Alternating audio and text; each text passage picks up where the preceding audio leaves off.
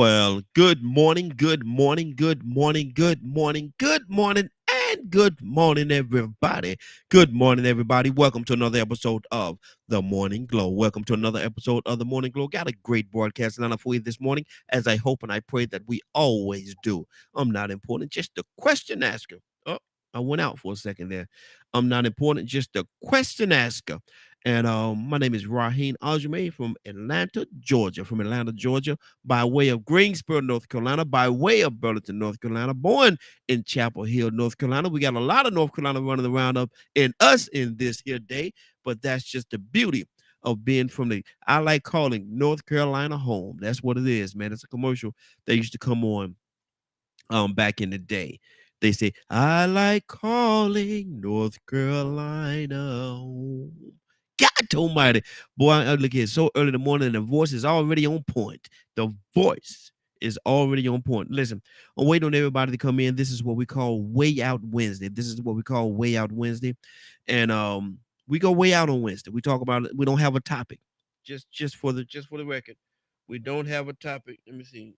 We don't have a topic on Wednesdays, so don't look for a topic. We talk about a whole plethora of things.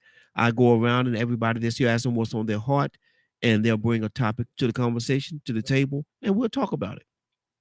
We open up the phone lines 508-924-3521. 508-924-3521. Open up the phone lines, and if you have a topic that you want to talk about, we talk about it. 508-924-3521. So this is on Way Out Day, Way Out Wednesday. So whatever you want to talk about, whatever's on your heart, you can certainly give us a call, and we have no problem. We have no problem with discussing what it is that you have on your heart. Now, look who we have here. Look who we have here. Captain Leonard. Captain Leonard, good morning, sir. How you doing this morning? Good morning, Raheem and the Morning Glow family. Man, I got a question for you, man. This is Way Out Wednesday. So let's go way out, man. Wow, okay. Let me ask you this question, Leonard, and this is a Leonard's answer. This is a Leonard's answer. It's All right, always a Leonard's answer. there you go. Man, you gonna be able to come on the screen with us this morning? Not right now, no. Oh, okay. What do you think in the political? Because we usually start off about good morning, Zamari. Good morning, young lady. We missed you yesterday. How you doing? We usually I'm start. I'm good. Good deal, good deal. Good to have you. Leonard, we usually start off and you wake us up on what's going on in the political world, locally and internationally, domestically, however you want to say that thing. So what's going on in the political arena right now? BS. It is what it is as usual. It's what you would expect. People trying to right wrongs and those who insist on continuing to be wrong. Mm, So you got two sides. Pick a side. You can spin it however you want. Basically, there are people who are doing things that are what's best for the majority. And then there are those wicked, selfish people who are about their business each and every day. mm-hmm. And it's the same all over the world. There's no peaceful place where you can go where it's not happening because men are there as well. So Wow. wherever men are, that is going to be where it's at. Mm.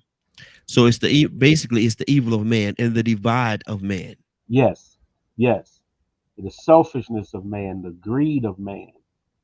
And Mm, so those individuals who are more about coexisting with one another fairly have to be on the right side. mm-hmm. And so if you go to France, for instance, if people are not keeping up with what's going on in France, the people are in the streets and ready to destroy the city Yeah. simply because they're trying to raise the retirement age. Mm-hmm. Yep. So they're up in arms about that because that is their livelihood. Mm-hmm. And those Therefore, people who have worked so hard, believing in that system for so long, they expect to be paid, mm-hmm. not allow you to take all their money and keep using their money for your benefit. If you of course here if you're in America you know what's going on. If not, you choosing not to. Mm-hmm. You choosing to turn a blind eye to wickedness, or you just pretty much don't pick the side and that's the side you're on. Mm-hmm. So I like to say there's a side of those who wish to oppress, and there's a side of those who prefer freedom. Wow. Wow. I don't know why my video screen keep going out on me. Something must be going on with my system this morning. But what how can will we ever get to the point where there could be equality across the board? No, Never. no. Wherever man is, wickedness will be. And so you have to understand that. There are people that do not want peace. They do not want equality. And they're fighting for that. We've had many wars about that. Just recently, the Civil War, for instance. Mm-hmm. Wow. Wow. Zamar, what do you excuse me, Zamar, what do you say to that? And do you think there will ever that in this society in which we live in, do you think there will ever be across the board just peace where people just get along and see past politics and all the other things that divide us? Nope. No, I agree with Leonard. No. The only time that that's going to happen is when Jesus comes back. Wow. I mean, it's written. It's written. Mm-hmm. The only time we're ever going to have peace is when Jesus comes back. And he will make the world new. And everything will be perfect and in harmony. That's the only time it's going to happen. And it's going to get worse before then. That's biblical too. Yeah, it is. You're so right, Raheem. And guess what he's going to do first? What's that? Destroy all of the wicked. They ain't gonna leave a lot of people in it. Well, he broke it down so the Bible says he broke it down to about 8 folks before. Remember? Yeah. I'm telling you, man, that's the boy. Just 8, Raheem. Wasn't it about 8? Yeah, it's gonna be a lot of people gone, man. And interesting, very interesting story. And so who's building the ark? Because I want to be on it. Well, they say the next time it's going to be destroyed by fire is what it said. It's going to be destroyed by fire, and so that's going to be something serious too. But my thing is, man, I would love to think. I would love to think that we could be wise and intelligent enough to come together and put all these spiritual, political, economical, and all these differences to the side and coexist. And coexist. There are some of those places, but they're not nations, and they're not states, and they're not cities. There are places where people commune. You know, commune, I guess, was a lot bigger back in the 70s, maybe? Yeah, 70s. Early 70s, where it was more out there that way, where people are trying to create their own utopias. You talking about the peace movement, where everybody was getting high? Yeah, you can call it, yeah, exactly. Everybody wasn't getting high. Well, a lot of people was getting high, but they were puff passing it. There are still people that would love a place where their kids could go play and don't have to worry about being murdered. Yeah. There are places where people wish that everyone had a fair and the equal amount of opportunities. And they exist in certain little small areas where people are committed to that. Why is that a place that a lot of people visit? And let me go to Ryan. Ryan, and good morning to you, sir. Why is that a place where a lot of people visit, but nobody wants to live? Why is it not, you know, it's a visit. That's like a visiting place.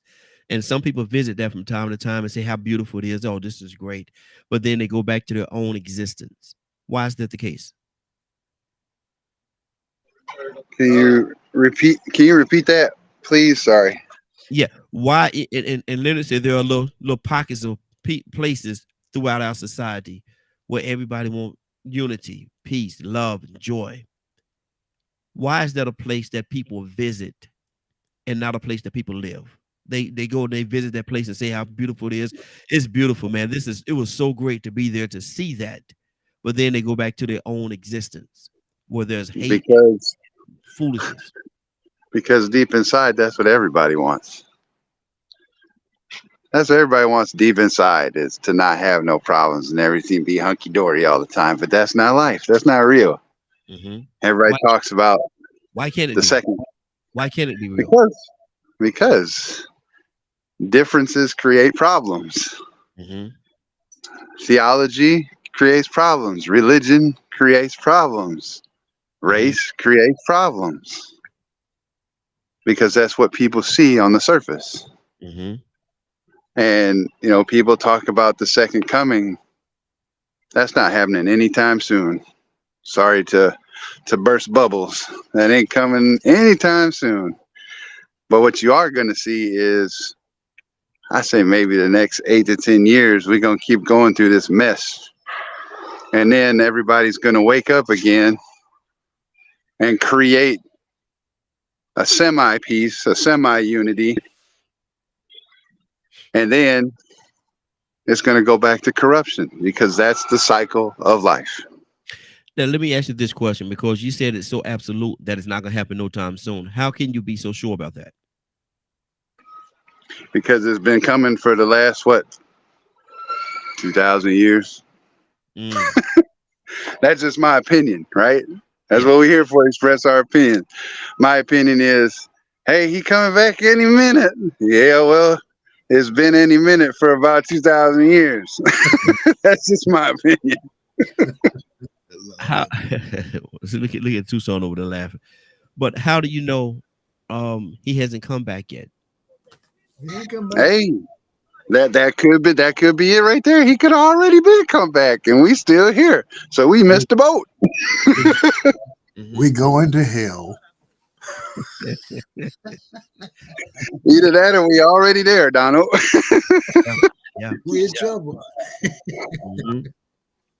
Because I know that the God that I serve, and I'm not going to say he's any different from any other God that you all serve, because there's only one God. But I know that he wants us to be in a place of love, peace, joy, and happiness. Of good, a place of good. Tucson, why are we taking the long route home? Why are we walking around for 400 years in a circle, and not entering? Like Ryan was saying the other day, looking for the door. The door's right there. Why don't we see it? And good morning. How you doing? Stiff neck,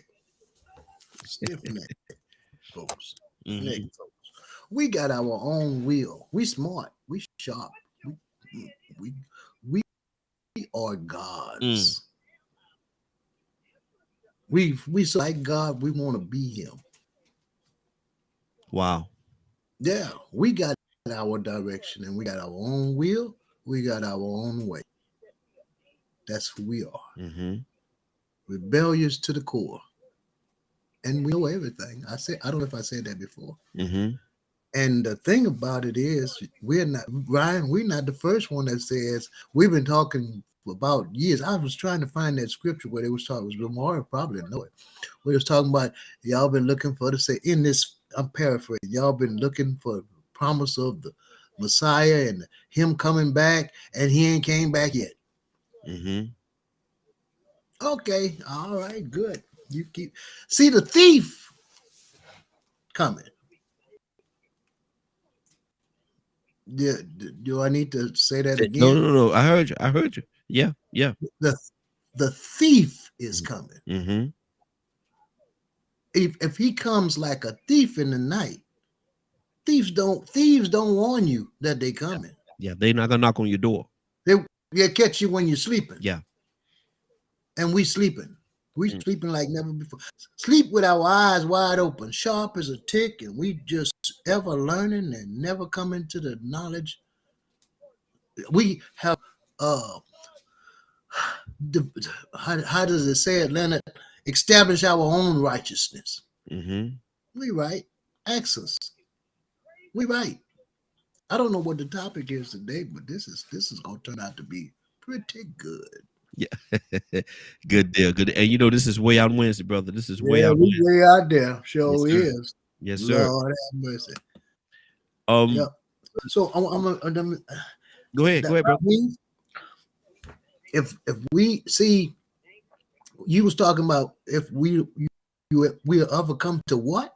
Peace. Peace. We got peace. We have peace. We got the peace that the world offers, Mm-hmm. don't we? Yeah. You know, the world, and I'm shut up. The world offers peace, but you got the war to get it. Nice. Okay. I Wow. just went through it. That's a powerful statement right there. The world offers peace, but we have to go to war to get it. That's a powerful statement, brother. There's a lot tied into that. Rico, good morning, sir. How you doing this morning?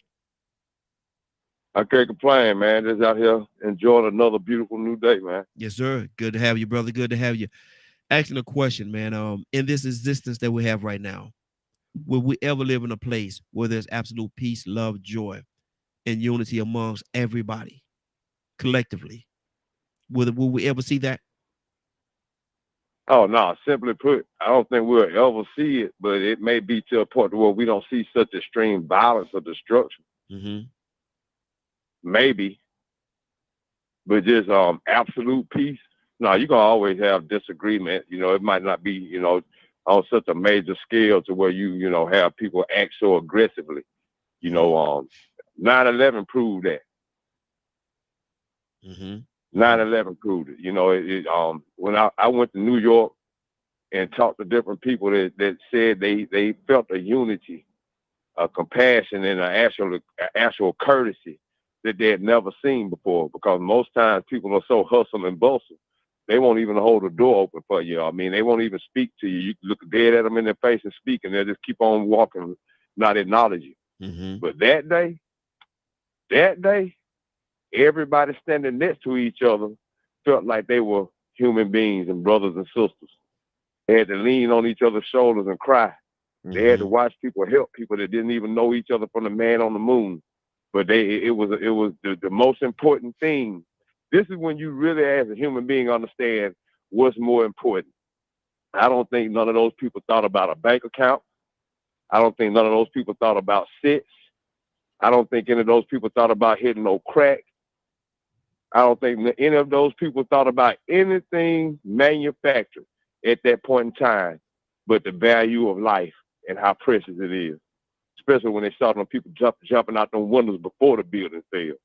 Mm-hmm. I can only imagine what the people felt like they saw that second plane hit that building. Oh, man, when you talk about understanding how precious and appreciating life, those people up in New York said they never felt so much unity and love in their life. Mm-hmm. Yeah, it soon got back to normal, but it took a second. Yeah. And I think the same thing happened with COVID. You know, when everything was shut down and couldn't nobody go anywhere, I didn't hear too much about any robberies. I didn't hear too much about any murders. I mean, I know it was people having conflicts because they were in the house together too long, but for the most part, I think crime went down a little bit. I know, according to the things I was reading, I wasn't seeing or hearing too many ambulances. Yeah. Car accidents went downhill. There's so many different things slowed down to a minimum, all because mankind had to get back to the basics. Mm-hmm. Mm-hmm. Exactly. Has the advancements of time, has that played a part in dividing us and keeping us separated? Advancements, as in technologically? Yes. Absolutely. Yes. Absolutely, it has. Because now, and I've talked about this before, we've got social media. We've got all of these things where we can get that instant gratification by someone pushing a like button, and we mistake that for real connection now. And now, if people don't have anything to talk about, because conversation is an art, and when you run dry, what do people do now?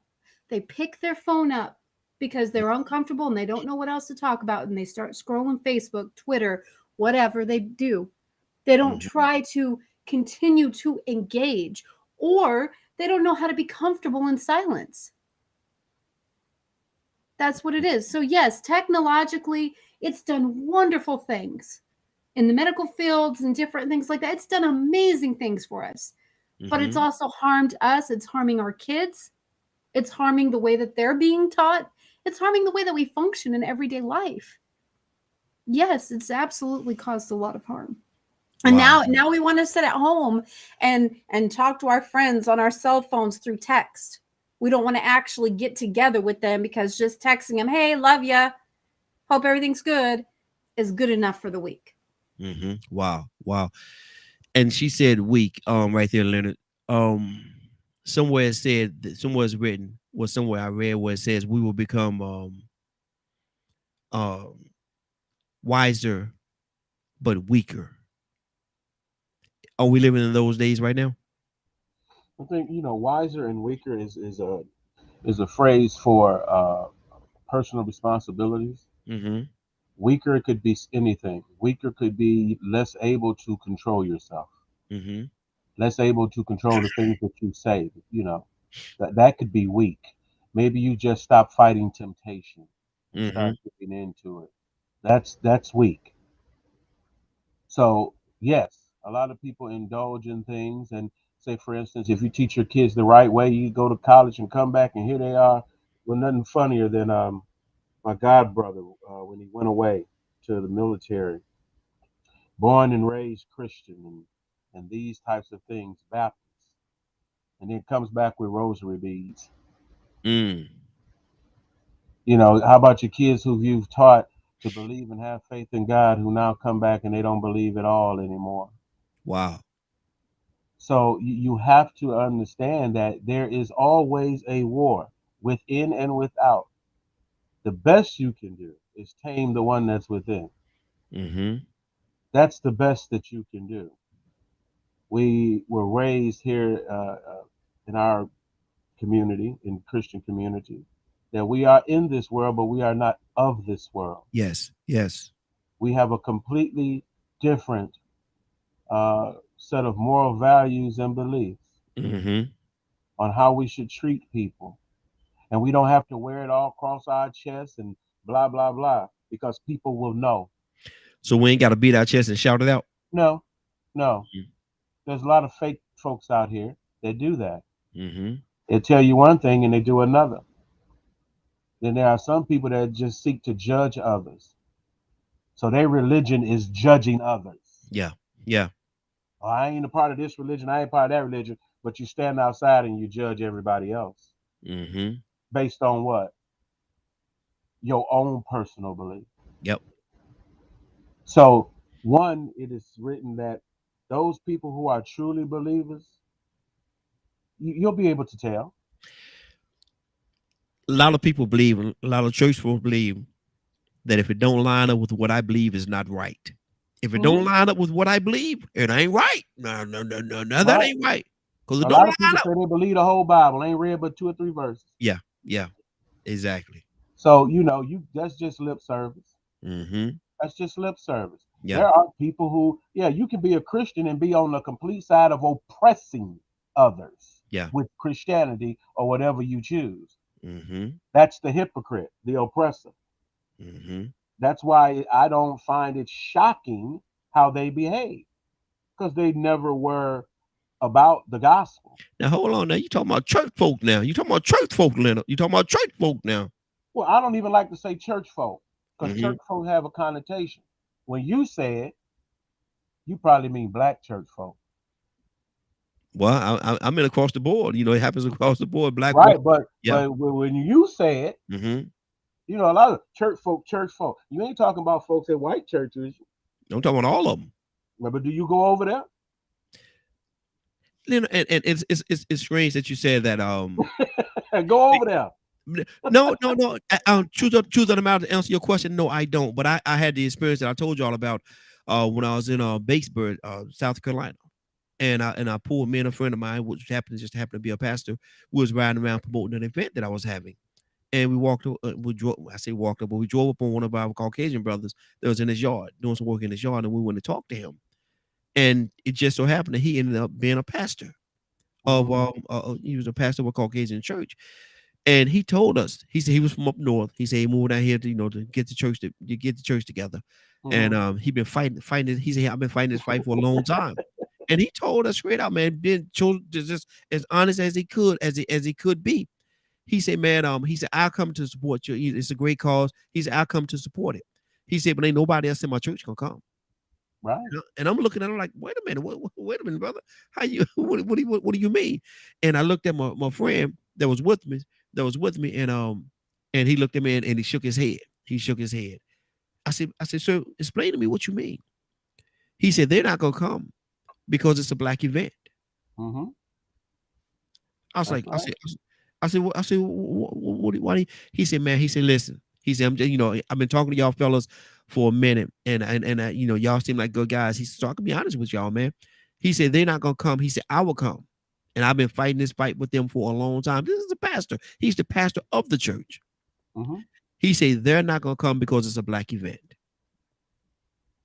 And I was like, wow. And he said he'd been fighting. Like I said, he said from up north. He said he's been trying to get them out of that mindset and open them up a little bit to other experiences outside of quote unquote what he said the white experience. He said, but he haven't broken that chain yet. Yeah, God bless him. Yeah, in his mission, because he's chosen a very rough task. We got a pastor sitting right here. yeah, It's yeah, hard to be a pastor. yeah. A good pastor. Oh, Mhm. it's hard to be a pastor. I don't wish it on nobody. Mhm. It's not an But easy for walk. those who pursue that, it's good to know their intentions, and hopefully they are about that change in their community, because that is what we relied on. Mhm.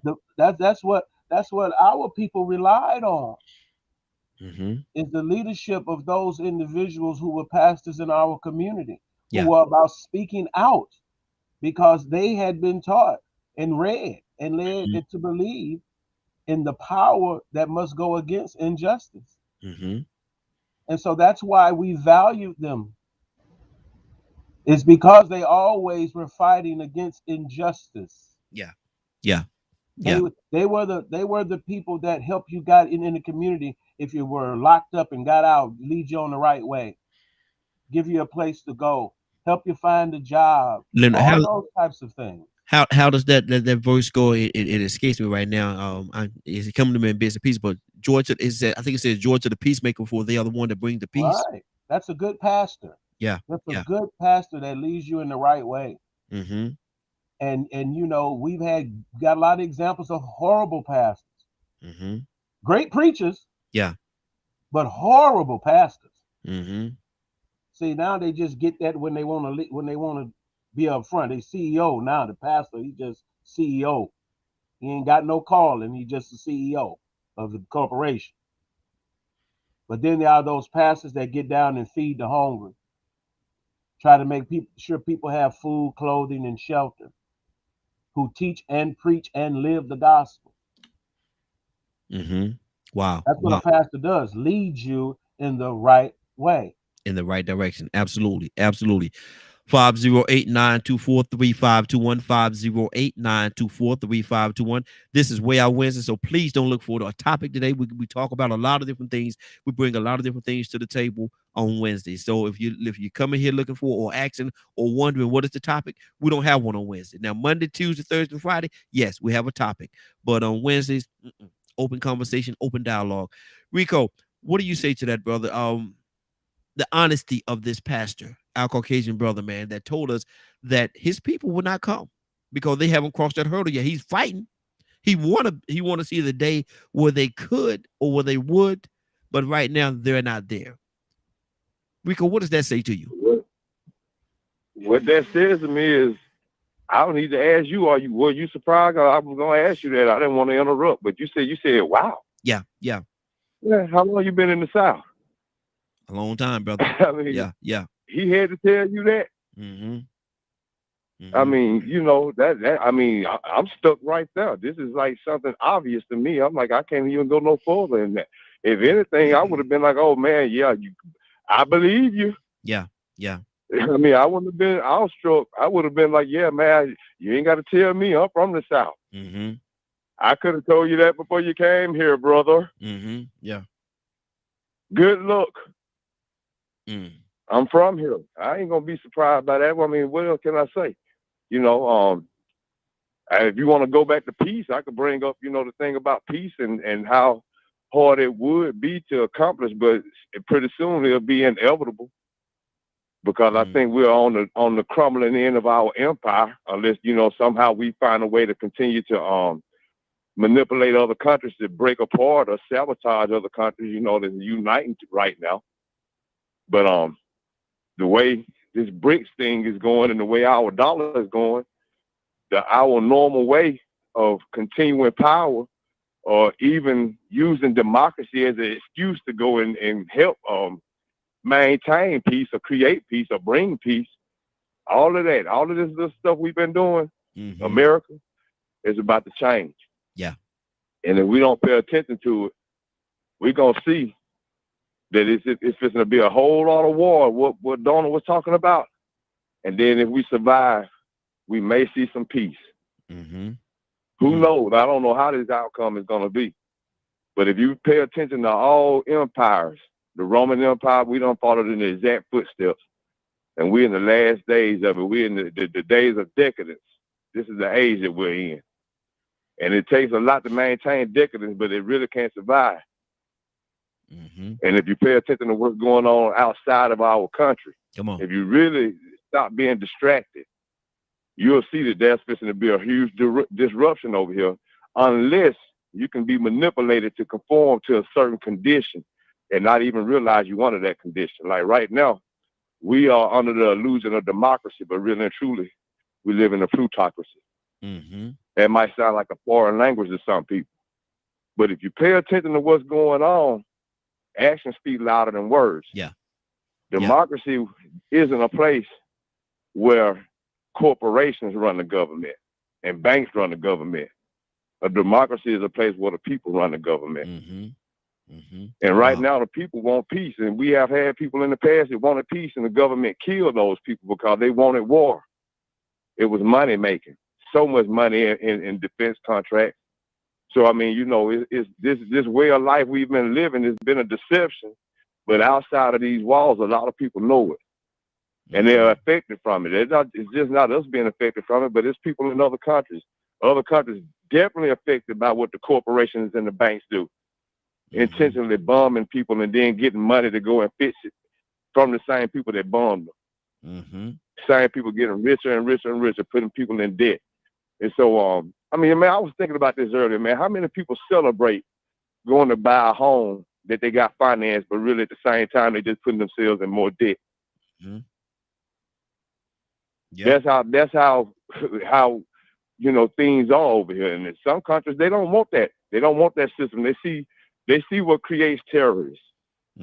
So and the way this system is set up, being that we are so distracted by systems and institutions that have us bamboozled about the democracy that we claim we live in, this oligarchy, capitalism that we live under, man, peace is fixing. It's gonna come. It's inevitable, but it's gonna be a lot of suffering from it. You think it's gonna be a lot? Do you think it's gonna be a lot of bloodshed? Do you think it's gonna be a lot of? It might be a lot of bloodshed and death. It's gonna be a lot of pain. But you know, if it happens. But the thing is we are so distracted right now. Some people might not even realize when it happens, what's going on, because right now we still believe we're living under a democracy, and that's under the name. You know, that's the name that they use. But when you look at what's really going on, you know who run the show, and they don't want peace. They don't want peace at all. They knock off everybody. They even knock off their own president, my people. And we know this and we talk about it. And nobody has ever been prosecuted for that. Can you imagine that? Some of the people that have been prosecuted for knocking off these peacemakers were the wrong people. Did you hear the stories that they said about people helping them along to get away and giving them passports? People named Raul. Man. So we're in a situation, man, you know what I'm saying? When you spoke about peace, you know, we might be waiting on a supernatural, miraculous savior to come get us.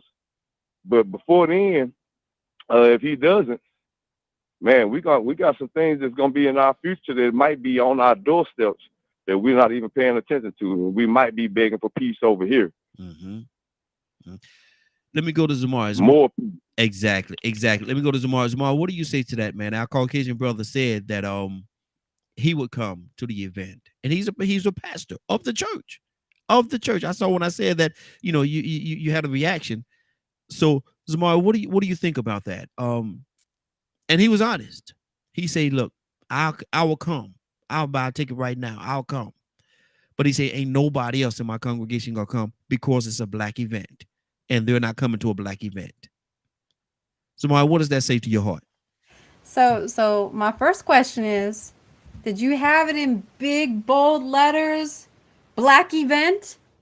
No. He saw me. He saw me and my friend passing it out, and that's the conclusion he came up with. Okay.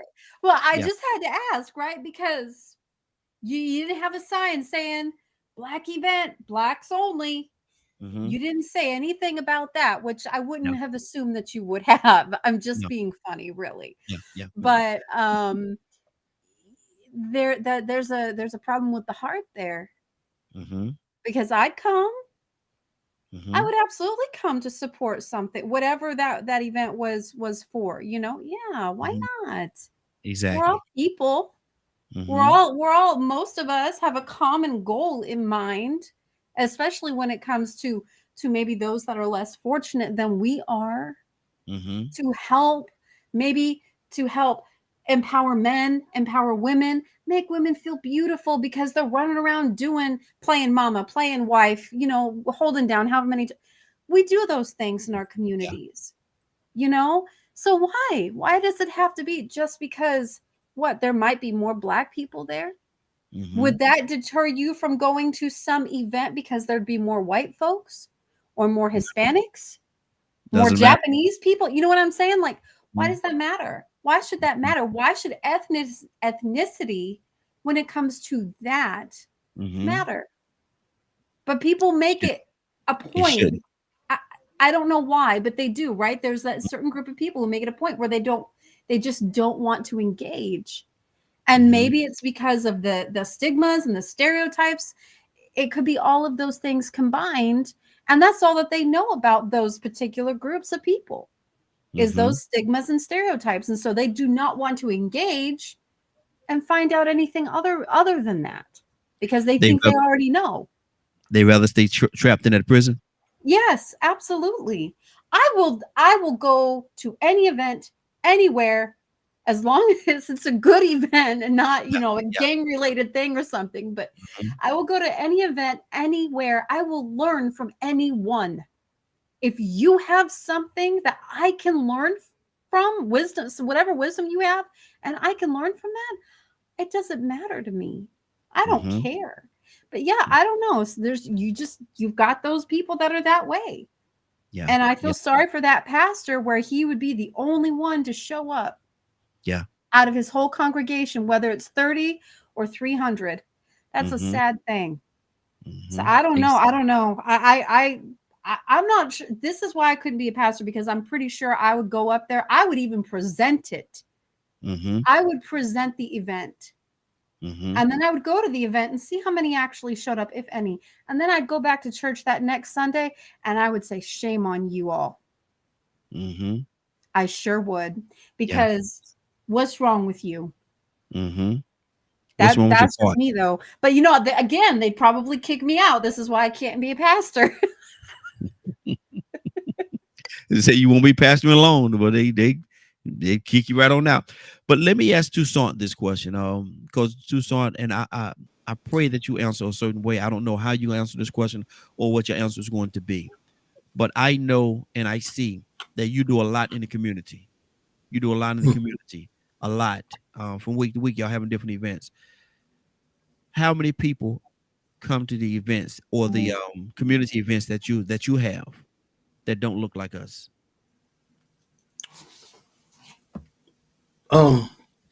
What I did when I first went to that community is I joined the community leaders. Mm-hmm. It had nothing to do with the church, because church like meetings. They like to meet about doing stuff. They like to discuss it. Let's talk about it first. I don't talk about nothing. I go out there and find out who's doing it, and I go with them. I join in with people that's doing it. Now, if the people that's in the church want to come, they welcome. But I'm not going to beg them, or I'm not going to allow them to stop me from doing. I told them, I said, this is what I did before I got here, and I'm gonna continue to do it. So in order to do that, you find out who's doing it, regardless to whether if they Christians or whoever it is, if they're working in that community to better, you join in with them, like-minded people. So, and you do you. I do me. I don't worry, who gonna do. That's a waste of time. You can for argument. So they'll put you out. Sure will. Yeah. They'll put you out. Because we don't like change. We don't like the norm. We are the mirror of how the children of Israel were. I'm almost convinced, Leonard, that they never did want to get out of Egypt. They were just running their mouth. Yeah. They didn't, because if you remember, after Moses led them out, they said, we want to go back. Yeah. It was too hard. They'd rather be in prison than be free. Exactly. So here they are in the front of the Red Sea, and Pharaoh's coming, and the Red Sea's there, and they said, didn't we tell you to leave us alone? Didn't we tell you to leave us alone? It was better for us to serve the Egyptians. Wow. Now God done all of that and he's still doing things to us. We can see it, whether you're a Christian or not. I hear y'all, Ryan and Zamari and Badger and people say, y'all, Rico. But I'd rather be with some church folk because you're real. What it is, the God in you can't get rid of. So he shows himself in you, and people have a problem with that. You know what I'm saying?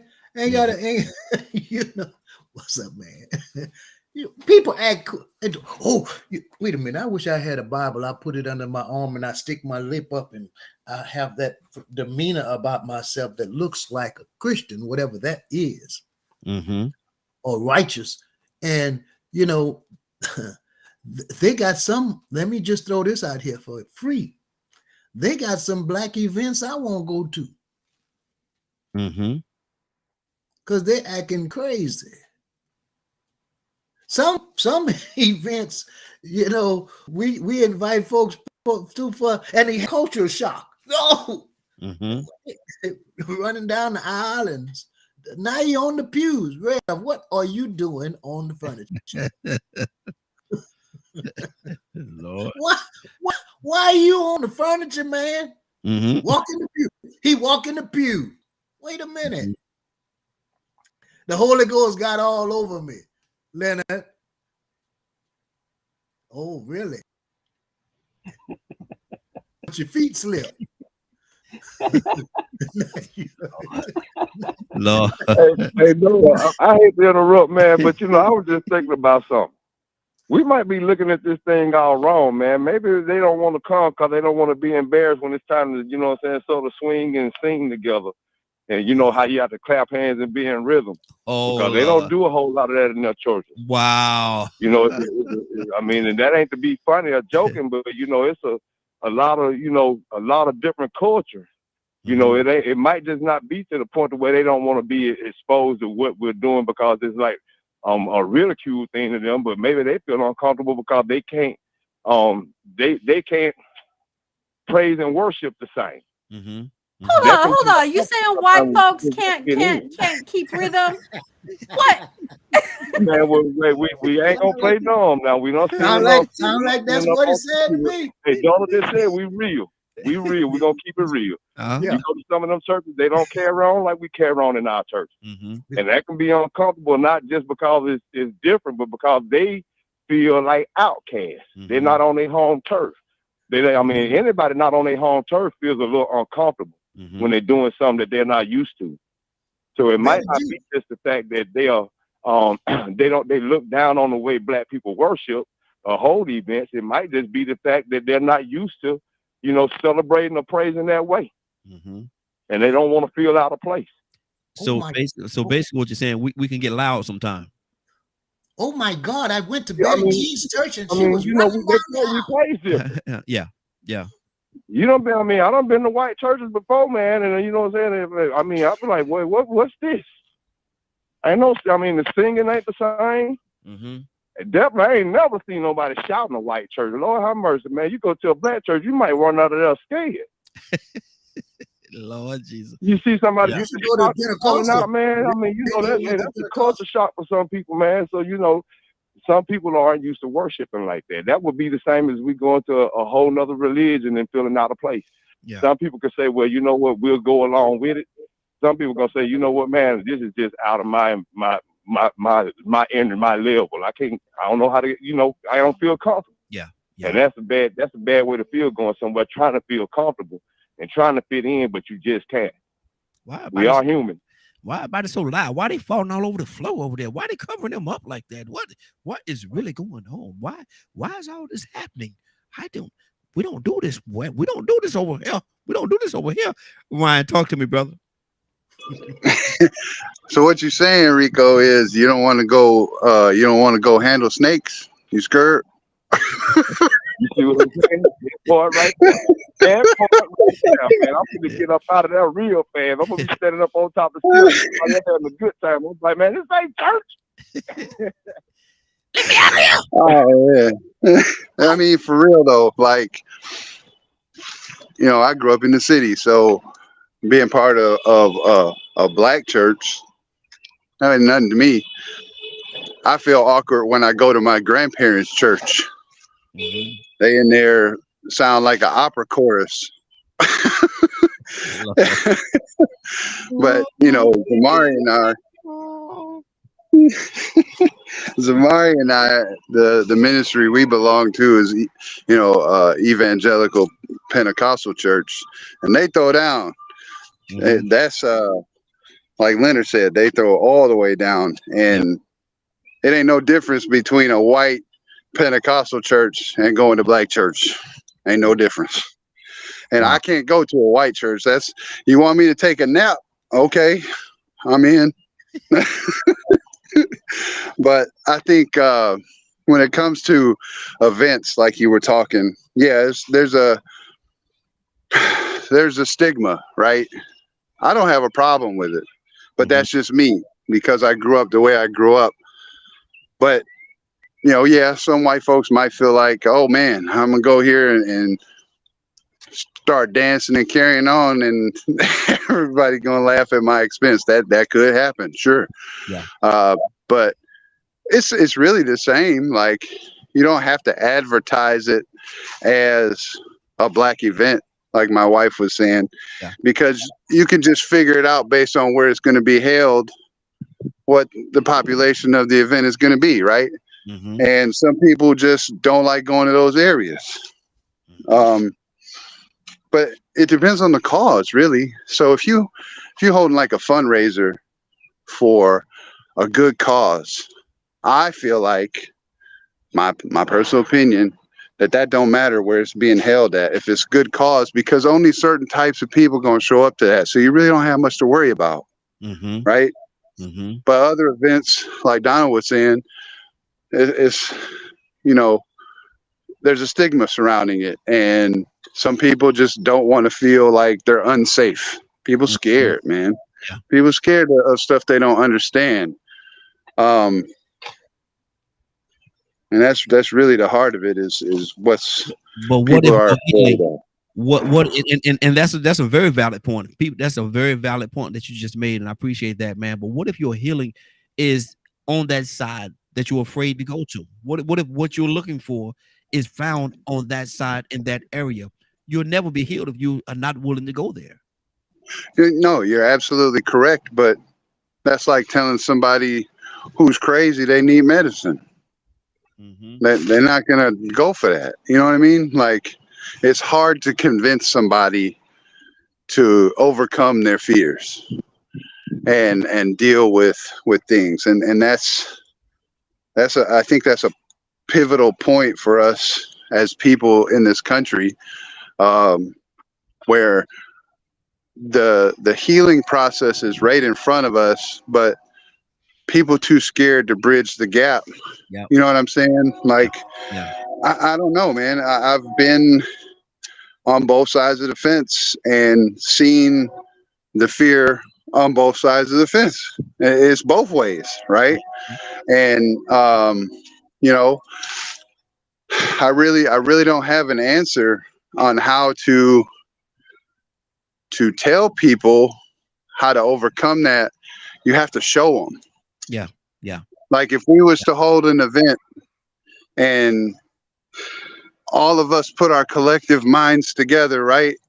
You got me and Z and Badger, even though I've never seen his face, the Togan White crew over here, you know, and all of us get together with everybody else on the panel that's of color, and we have this big soiree.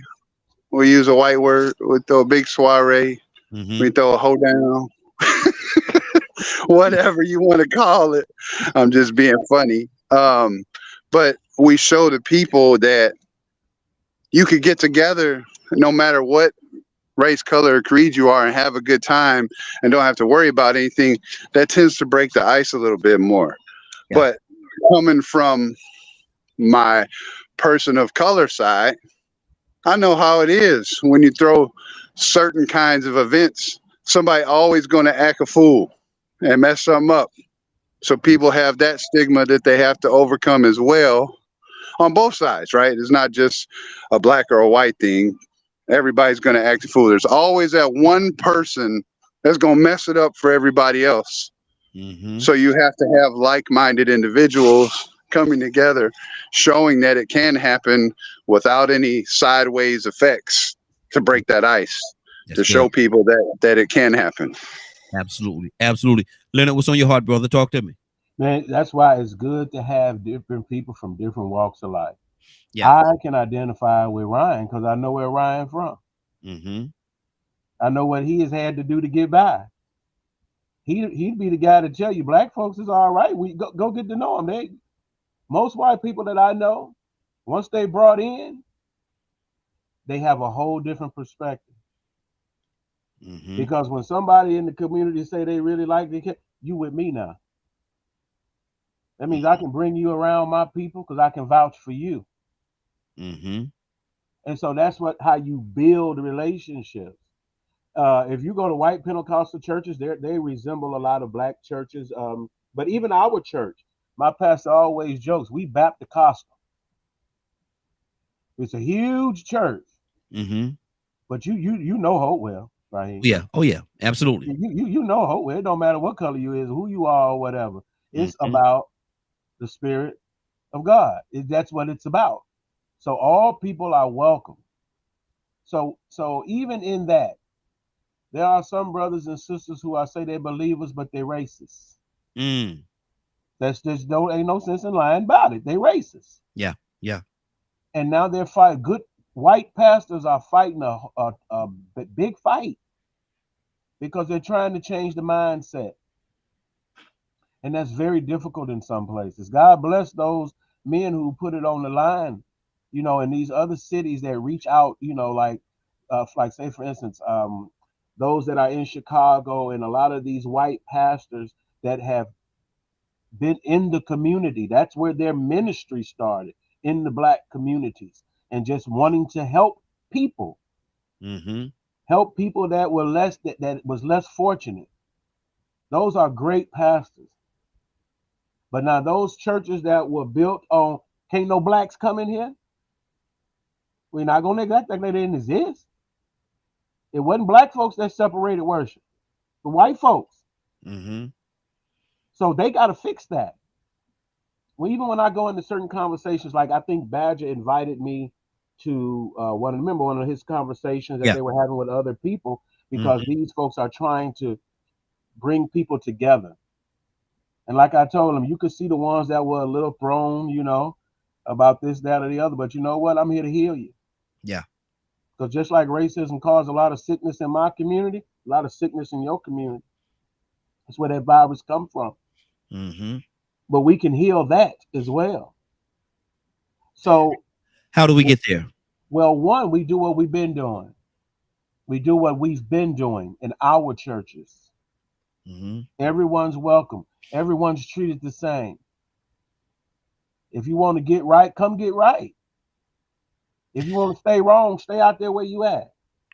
Dealing with both sides of the coin, and then we're gonna move on for a second. But I want to ask you this question: dealing with both sides of the coin, that situation, some would say. Let me preface it by saying that some would say that we have to be real mindful as to how we do it, because that situation that happened in Charleston, where the Caucasian brother went to the church and he sent in, I think it was Bible study, and before the Bible study was over, he's killed 8-9 people.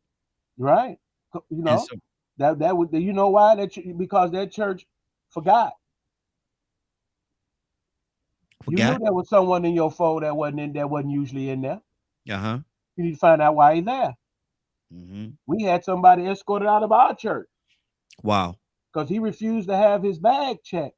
Mm-hmm. There's security right on him. Yeah. And then he told a lie about why he was there. Mm-hmm. Now you definitely got to get out of here. Oh yeah. Oh yeah. So be mindful. The devil come to church. Yes, sir. He get there before you do. Mm-hmm. So just because you in church, God forbid, you know, from my Muslim belief, there's a commandment. You don't shed no blood in the mosque. Mm-hmm. Regardless, I don't care what issue you have. But now we see where people completely bomb a mosque. Wow. And that's what we have to be. We have to understand that there's a lot of things in this world that are not right. And the church ain't no impenetrable fortress. Absolutely. The preacher could be the devil. 508-924-3521. 508-924-3521. Give us a call. We'd love to have your input. Again, I have to preface and let you all know that don't come here on Wednesday. We want you to come here on Wednesday. So we're not telling you not to come, but don't come looking for a topic. We talk about a whole lot of different things. We got a whole lot of things we talk about on Wednesday. Sometimes we get a little cray-cray in here. We get a little cray-cray sometimes. Sometimes we get a little cray-cray. I got to be honest now. You know, sometimes, you know, you got to understand now Tucson is here. So sometimes we're going to get a little crazy. I love what Tucson said, man. He said, and he must needs go through Samaria. Exactly. Tucson, I'm gonna tell y'all something, man. If y'all listen to Tucson's a funny fella, man. That's a funny dude, man. Tucson, what's on your heart, brother? No, Leonard was talking about what I see. Jesus was trying to show us righteousness, and that's just what I know. Okay. Mm-hmm. What righteousness looks like. So there's racial barriers. So he does something that we church folks don't normally do. And his disciples looking at him like he crazy. You see, I'm going through Samaria. Well, usually they would pass around there because they didn't like him. You know, them folks. Mm-hmm. I'm talking like us. Them folks. Yeah. Because we have that conversation, you know, some people, you know what? Anyway, he was always trying to teach them a lesson. Mm-hmm. So he goes there and he know everything. He sits on this well. And see, we always talk about, you know, how we greet people, greet them with a holy kiss and how you doing? Oh, praise the Lord. Hallelujah. Mm-hmm. Jesus says, give me some water. Can I get some water? Matter of fact, go get your husband, to kind of start a conversation. We don't know how to start a conversation with people. Mm-hmm. But he was good at it. Cultural shock. He breaks it down and he sits to this woman. She said, we don't deal with each other. Especially, I'm a woman, Samaritan woman. And we don't fool with you. We don't fool with you. Suppose we would try to do that. I went to this church in Arkansas in the training, and the only one that was dressed in the suit was me and the preacher. Mm-hmm. And older guy turns around and says, you sure dress up nice. Wow. I told y'all. See, because what I did was I went to the town and now, get up in the morning. It was Sunday morning. I felt like I was gonna go to church. So I see this sign on the church, First Baptist Church of Arkansas. I don't know what town in Arkansas. So I'm thinking First Baptist Church. All right then. Fly in a bowl of milk. Mm-hmm. Yeah. But I went on in. Sure did. Yes, indeed. Ringing in the sheet, ringing in the sheet, we shall come rejoicing. Ringing in the sheet. I'm sorry, Zamar. Not about the singing, it's about those old hymns. Cannot stand old hymns. Exactly. But Zamari says something. When you go to a Caucasian Pentecostal church, What? because you're talking about a cultural shock. They be cutting up, buddy. Do. Hold on. Let me chime in here, Donald. Because Leonard, you might know this ministry since you from up here too. Do you remember Great Faith Ministries, Leonard? Yeah, I haven't been up there in a long time now. Okay, so it's run by a man named Bishop Wayne T. Jackson. Yeah, I know that name. Okay, so this man is a great man. I think somebody was mentioning about a pastor last night on Real Men Being Men who gave his testimony. He was a drug dealer before he became a pastor, right? Yes. Or no, he was an abuser. He was an abuser. Yeah. So Bishop Jackson was the same. He cut the lawn for the church while being an abuser and selling, and then he ended up being turned over the keys. So a great man. I'll never take anything away from him. Great man. He welcomed me into his house, treated me like his own son, right?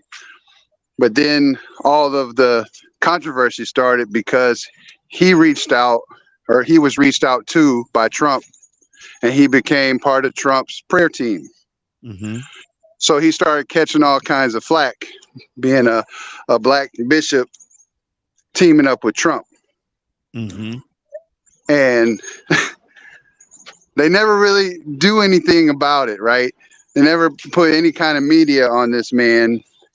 And then all of a sudden I catch this video and talk about weird and crazy things out the church. He's doing like a rite of passage for someone who's becoming a bishop. And this man lays a white sheet across this other man and then lays on top of him. That's how I know him. Right there. Mm-hmm. And I'm looking at this because I know this man. I know his children. They're all very wealthy, famous individuals in movies, music producing, all of that stuff. And I'm like, what in the world is going on right now? You're talking about crazy stuff. That was one of those things that stood out to me. And you see the same thing though in a white Pentecostal church. Samari and I were members of Perry Stone's ministry down there in Tennessee for 3.5 years. I was a guard down there, and you talk about crazy things. Wow. Woo. Mm. And also, Raheem, just to let folks know, like Donald found out, if you are a believer and you are of the Baptist denomination, wherever you go, the First Baptist Church will tell you the type of city that you are in. Yeah. If you want to know what's going on in that city and deep what it's about, the First Baptist Church will let you know that. Mm-hmm. It has to be the one that say the First Baptist Church. When you go into that church, everybody that was there, whose roots were there, that created that place where you are at, tells you where you're at. Mm-hmm. Sound like you want to go to the second one instead of the first.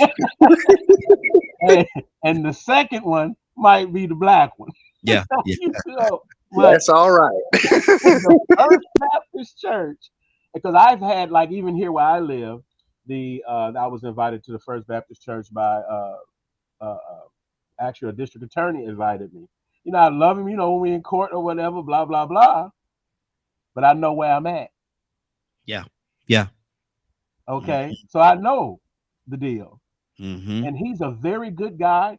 And trust me, true believers that are really preaching the gospel, we don't have those, they don't have those issues.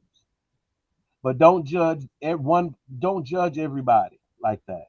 Mm-hmm. Because you may be the persons that's going through Samaria. You may be the only one. But if you say you're a believer, that's why you got to go. That's why you got to go. Because that's where you may be needed. A message may be needed in that place. You know, I've been to Methodist, Catholic churches, you name it. So I know what to expect. Mm-hmm. You know, but I look for the good in things. And you have to understand that a lot of these people, like my man Ryan said, boy, you better watch for that weird stuff. Yeah. Some Yeah. weird stuff going on out here. Mm-hmm. And don't allow people to lead you in the wrong way. That's why you have to have it for yourself. Because you may have to be the one that say, you know what? I'm gonna have to wipe the dust off my feet on this one. Mm-hmm. And keep it moving. And keep And it pushing, because this ain't what I Keep it want to moving. be associated with. Exactly. Let me go to Rico. Rico, what's on your heart, brother?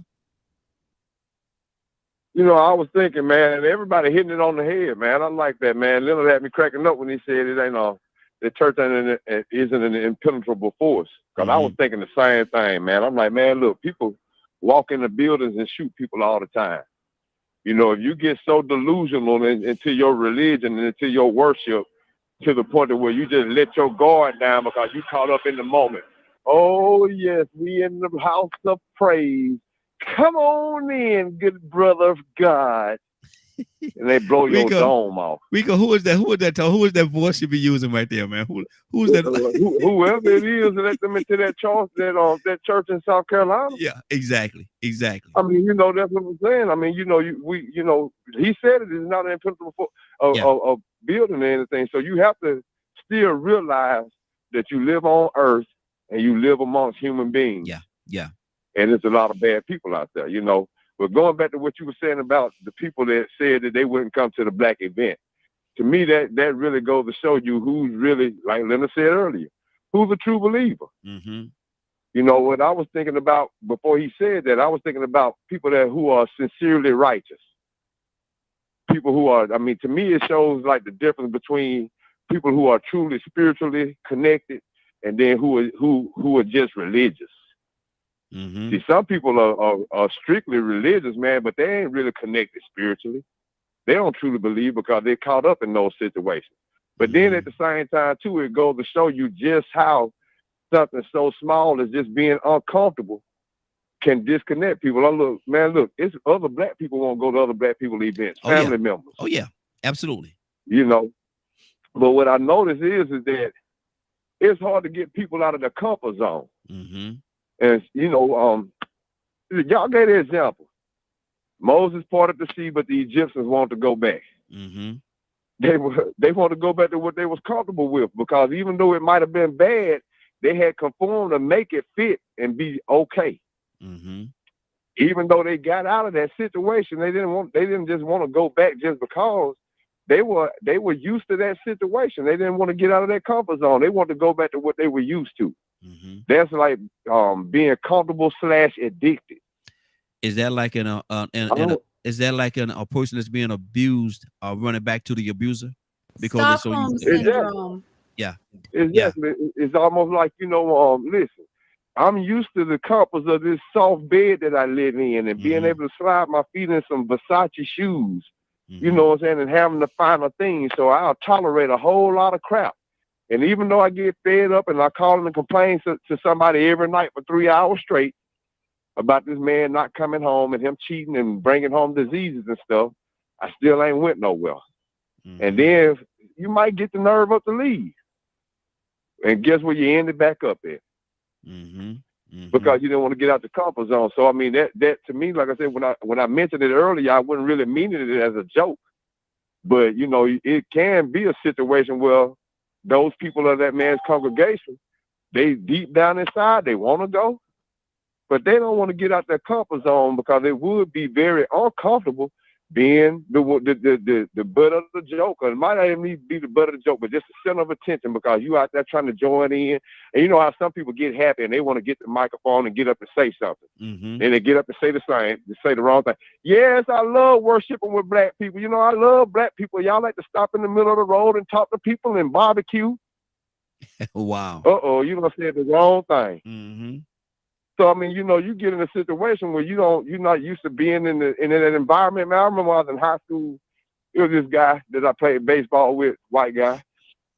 We had been knowing each other since we were like 7 or 8 years old, maybe 8 years old. And then we ended up going to high school together.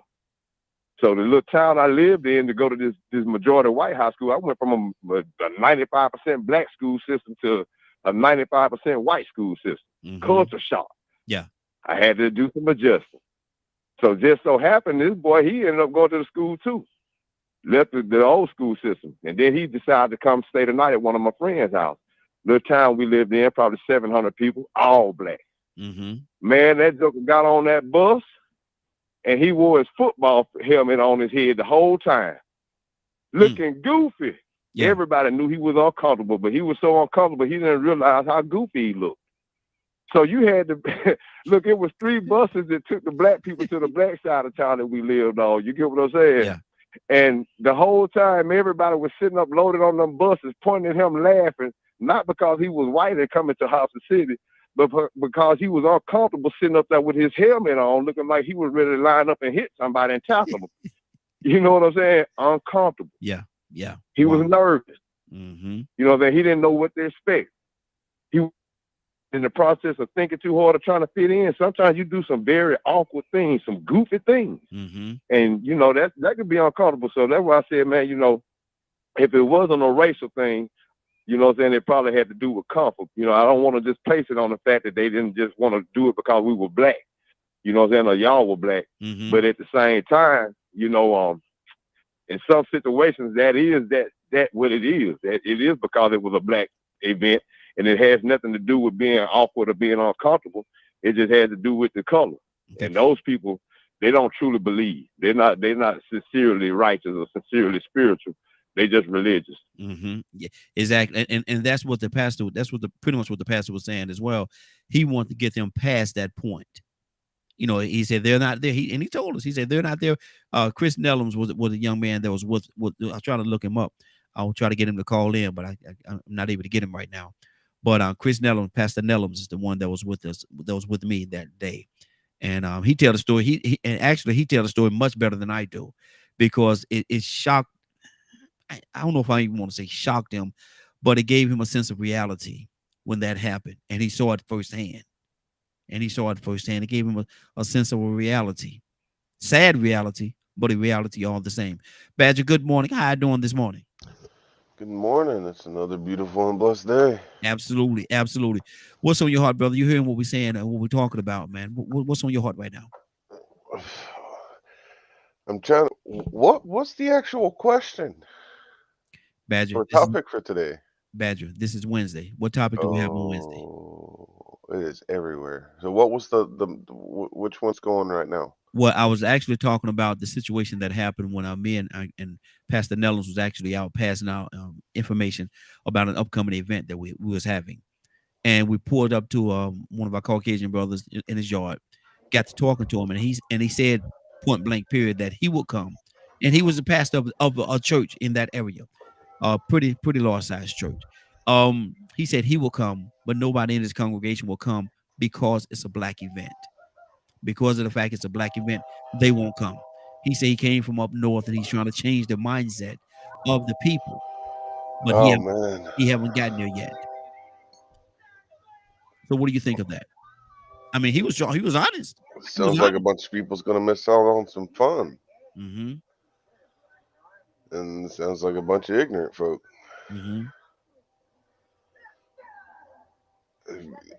Well, I don't know if I even want to use the word ignorant anymore.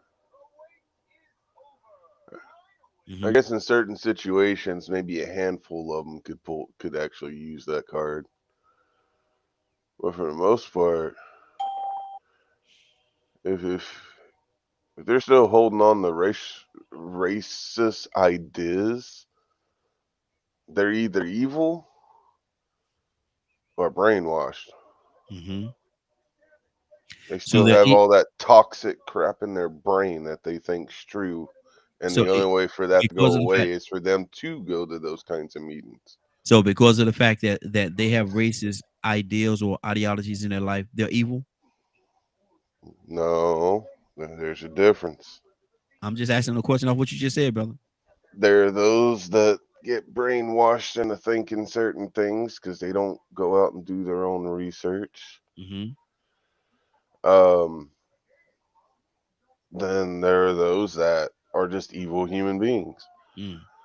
Okay. And most of the time, they're not just racist; they're classist and other things too. They want what they want, and they've already sold their soul, and it don't matter. Wow. Wow. So, and and you can find those people in church too. Yeah. Yeah. Absolutely. So it's an unfortunate thing.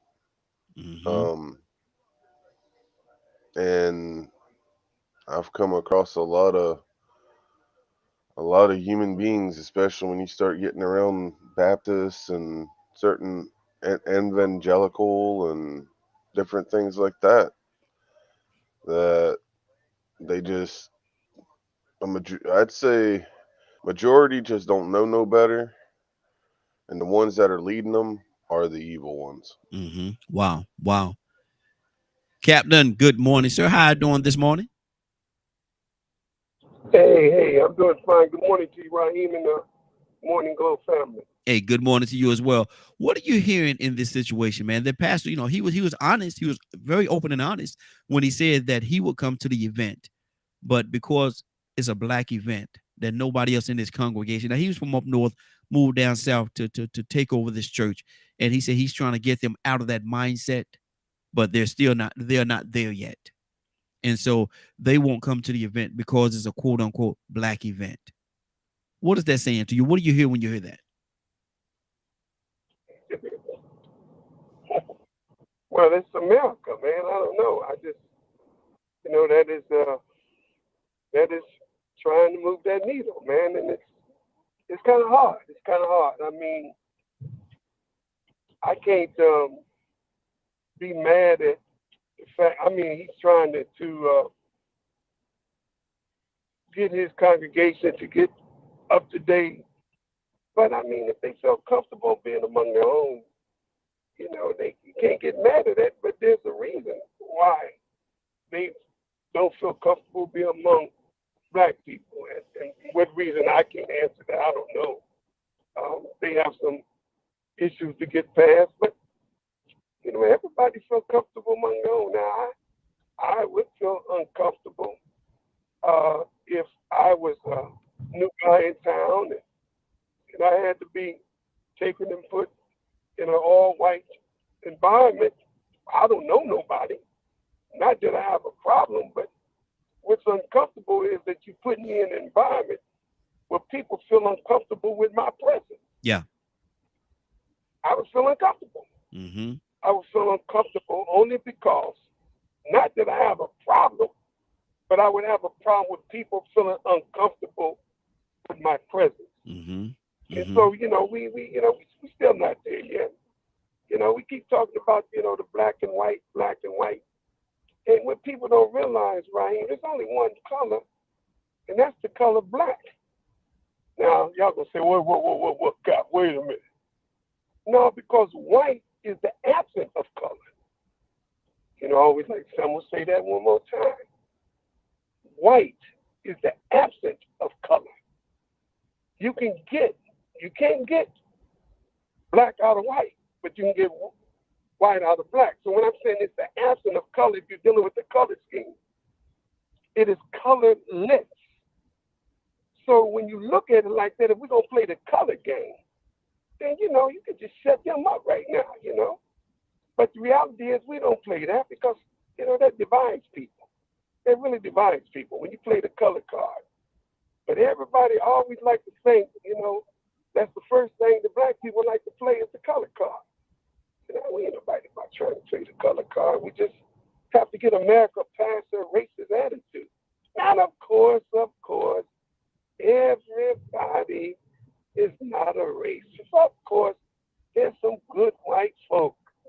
God knows there are. But we don't see those when it's time to stand up for black causes. Now you get a few, now I ain't gonna lie, they march with the civil rights. Even, we've seen a real influx of whites like I've never seen before during the Black Lives Matter movement. I mean, that was like, wow, that's something, But I think we're trying to get there. I can't be mad. He comes from North, they from the South. I told you that one time, Raheem, when I was training the law enforcement in Wilmington, North Carolina, and I was talking about how they have that attitude where they use the word colored. They still use the word colored. I'm like, what? Are you serious? They still use the word colored people? And I did not know that they haven't. That's not an insult to them. They haven't moved past that scale. Mm-hmm. But there's people still believe in that. Get the ticket. Get the ticket right there. Get the ticket. Mm-hmm. Mm-hmm. Yeah. So but the attitude is, it's still real, man. There's still people there. So when I did that training, and I'm trying to get them from down south to understand the attitude from up north, they laughed at me. Mm-hmm. Because they said, oh, Captain, they still use the word colored people down here. Wow. So I realized there's still some people that have not advanced because not only do people use it, but it has become very acceptable by black people for it to be used Mm-hmm. down south. They accept it. Hey, where did that guy go? That colored fella right over there. There's that colored fella. Instead of, the black police officer, when he goes to the white guy's house and he asks, sir, you called, you said there was a guy that looks suspicious. Yeah, the colored fella, he had a blue jacket, the colored guy. But the black police officer don't say to him, wow, man, colored. But he accepted it because that's the lingo down there. Good deal. So there's still people, Raheem, that have not moved past that. Mm-hmm. And that man from North trying to get somebody up south to get out their comfort zone, it really going to take a while. It's going to really, because they going to feel uncomfortable. You taking some whites to all black events, and they got this perception, listen to me, this perception of black people, they going to feel uncomfortable. I don't think it may not be so much they have a problem with black people, because I think that the way the narrative is going on this show is they have a problem, but I don't think it may be a problem, right? I just think they may feel uncomfortable. Mm-hmm. That's what's on my heart, right? Good deal. Cassandra, good morning. How you doing this morning? Hey, Raheem, before we go there with the conversation, we also need to make it a point. Integration did not include churches. People have to be aware of that. Integration didn't include churches. Mm-hmm. That's why they stayed so separate so long. Mm-hmm. Wow. It's still like that. A lot of them to like that today. Exactly. Cassandra, what's on your heart? We got a lot going on right now. This is Way Out Wednesday. We got a lot going on naturally, as we do on Wednesdays. So what's on your heart right now? I just would stick with the conversation that's been happening. I've told this story before that I worked with a white regional manager when I was managing a shoe store in Atlanta. And me and this man had a great relationship. I mean, I almost looked at him like a father type figure. Yes. He would do things for my ministry. He would, allow me to bless people with shoes that we had. Instead of sending them back to the company, he would let me just give them away. So we had a really good relationship. And, there were times personally when I was going through stuff where he would, help me out. And so one day I was talking to him and I said, hey, you are so, and he knew I was in ministry. I said, you are so kind. And he said, I said, I would love to visit your church one day. And he looked at me and he said, Cassandra, he said, honestly, I don't believe that Black people should go to white churches or white people should go to black. That thing hurt me so bad. I mean, it felt like he stuck a dagger in me because, it was like, what? He said, yeah. He said, the people at my church, he said, we've never had a Black person come to our church. And he said, I know that they believe that same thing, like I do, that Black people should not go to white churches and white people should not go to Black churches. What an eye opener and painful thing for me, because I was doing, civil rights stuff back then.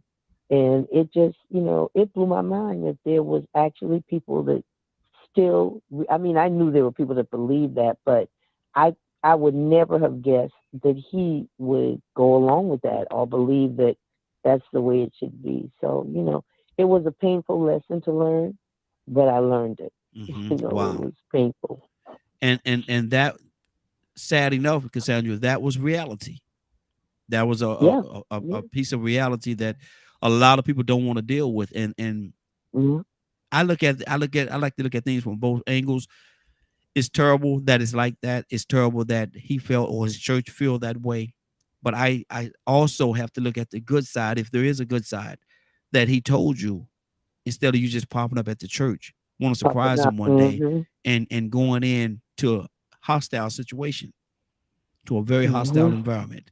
And so it's so many different things. It's so many different levels line up on that right there. There's so many different levels, but again, it's reality. Curtis, good morning, sir. How you doing this morning? Hey, what's up, bro? What's going on? How y'all doing, family? Hey, doing good, brother. What are you hearing, man? Because you live in Columbia, and this happened over in Batesburg. Yeah, that's exactly. So I could tell you, because you're familiar with the area. It happened in Batesburg. Yeah, and he said that he came from up north. He came from up north to take over the church, and he said that he will come to the event, but nobody in his congregation will come because it's a quote unquote Black event. And like Zamari said, we wasn't putting it out there as a Black event. We wasn't putting it out there like that. We was putting it out there as an event. We would like you all to come and support this event that we're having.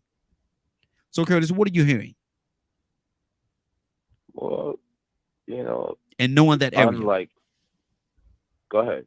I say, and knowing that area. And knowing that area, there's a lot of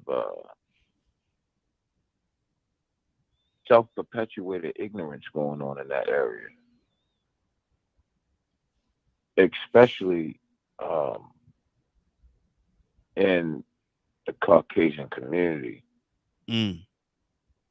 They are so bent on holding on to power, or perceived power anyway, that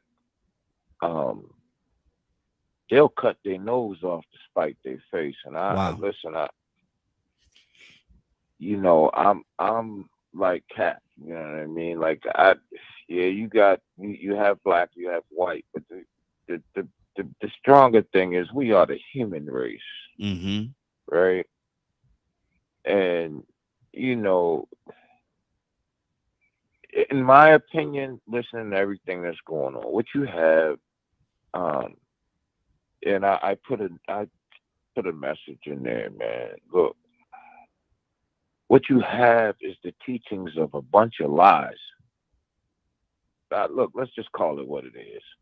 It's the teaching of a bunch of lies to make one particular group and or sect and or culture in a given place maintain or obtain power over another group and or sect and or culture, right? Mm-hmm. So how do you, I heard you ask the question, how do we get past that? It's a real simple answer. Teach the truth. You know, I heard, I believe it was Donald was talking about Jesus Christ. Jesus Christ taught the truth. He was murdered for it, right? Mm-hmm. When we begin to teach, or at least throw it out there, that the Bible is inclusive, brothers. We're all in there. Mm-hmm. If you look at the cultures of the world, and then you go back and you look in your Bible, and you hear all these names of all these areas and cities and blah, blah, blah, blah, blah, and you trace it all back, we all in there. The problem is that there's been this great lie that, for example, Africans had nothing to do with the Bible. You all just talked about the Sumerians, a culture that created writing, culture that created mathematics, if I'm not mistaken. Mm-hmm. They were Negroes. They were mistreated Negroes. What was stolen from them was the knowledge of being able to communicate, the knowledge of commerce, that all of that was stolen from them. But that's a culture of Negroes. If y'all don't believe me, you can check it for yourself. And they were mistreated then.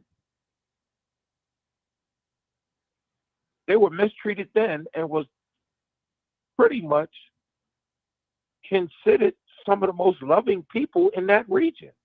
Mm. That's why they're in the Bible. Mm. I'll land the plane here. Because Cap said something really powerful that a lot of people don't like to say, especially when we're having a conversation about black and white. I took an oath to be my brother's keeper.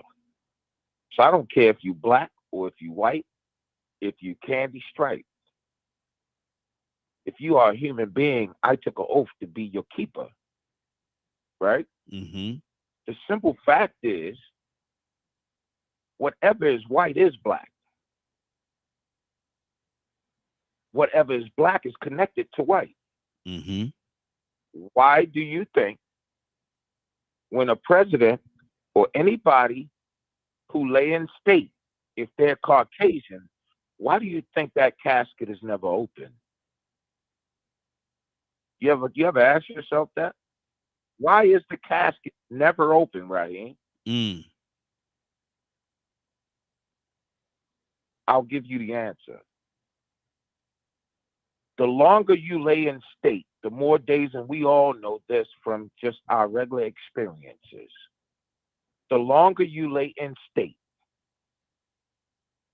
the darker the skin becomes. Mm-hmm. What happens is, by natural law of science, man reverts back to from whence he came. Mankind will always revert back to from whence he came, right? Mm-hmm. So let's just take Gerald Ford, for example, because I think he laid in state the longest, right? Had they opened that casket, they would have thought that it would have been conspiracies all around the world, that Gerald Ford was still alive. He jumped out the casket. They replaced it with a black man. Mm. Wow. Wow. Stay right there. That's you put a lot out there, brother. Stay right there. Two Salt, what's on your heart? Told you what the tea coming to you next. I think that people have a right to not like me, and I'm good with it. There are some things that I don't even worry about, because I know I've been in this skin and in the South for, it is what it is, whether it's church or just community or whatever. But I've learned to meet people where they are. had a guy, and I knew he was probably, I assume, that he was a Klan member. Grab the other end of that. We can pick it up together. It don't make me no difference who you, how you feel. Yeah. I just need to get it done. So sometimes, just me. It's just me. Some things I don't worry about. I don't care. I don't really care, because people are people. Yeah. And they're gonna be people. One thing, there's always gonna be a separation. There's always gonna be a division. I work with people that work with me. And if they're doing something, I'm gonna work with them. I don't care. Don't make me no difference. Because the rest of it is a waste of time. And it's kind of like we think like the world. We say, well, they like that. Well, we like that too. When we really think about it. And then when we start talking about the we and they, we separate. So I try not to. Now there's some people that I don't fool with. I don't care what some, they got some people that look like me. I don't fool with them because they're crazy. Yeah. For real. They act strange. They have a strange spirit about themselves. Be like, you're talking about a cultural shock.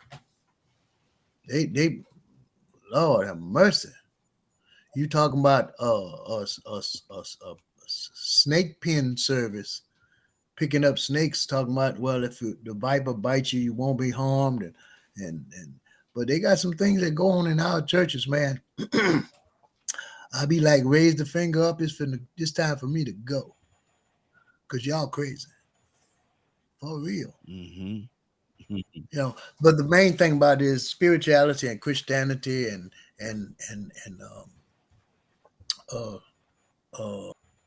religion ain't helped nobody yet. And there's a lot of people that are religious, white, black, candy stripe, whatever it is. And that's a hindrance to all that we trying to do. Everything. Just, I'm religious. Oh, yeah. And lost. Pharisees, Sadducees, and scribes were religious folks. And them religious folks, the Lord of glory. Ain't that something? Trying to do the right thing in the name of the Lord. They had a little fella, young man, holding the coats when they stoned Stephen, called him Saul. And he had he thought he was doing God a service. They got folks that think they doing God a service in the way that they conduct themselves because they look at people a certain way. Wow. Just because they're in their own mindset. They got a right, they got a zeal, but it ain't about no good. Is that Lord, I sound really Southern when I said that.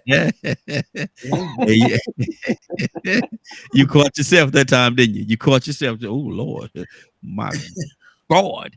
Let me go to Toya with a T. Toya, good morning. How you doing this morning? Good morning. What we talk about? Y'all better catch me before I go back to sleep. I just woke up now. Maybe stay there too long, and next time you come around. Exactly. Toya, but let me ask you this question. We're talking about racism, and I gave the example of something that, well, it ain't going away. Did it go away? Lord. No, I'm just saying I gotta deal with it already every day. Dang, I gotta come out here and talk about it. I gotta deal with these folks over here at this Brave Stadium, and if you don't know, 75% of them is. Oh, my bad. Let me leave that one. Okay, let back. But let me ask you this question right here. And I don't know whether you was listening to the conversation that was happening. Morning, y'all. Sorry, morning. Go Flamin'. Good morning. How you doing this morning? How y'all doing? They doing good. Toya, if we were to wake up tomorrow morning,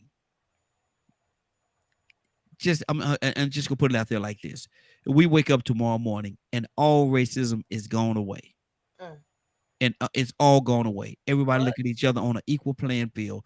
It's an equal and balanced playing field. It's all gone away. How much of a discomfort would that make for some people? Or would it make a discomfort?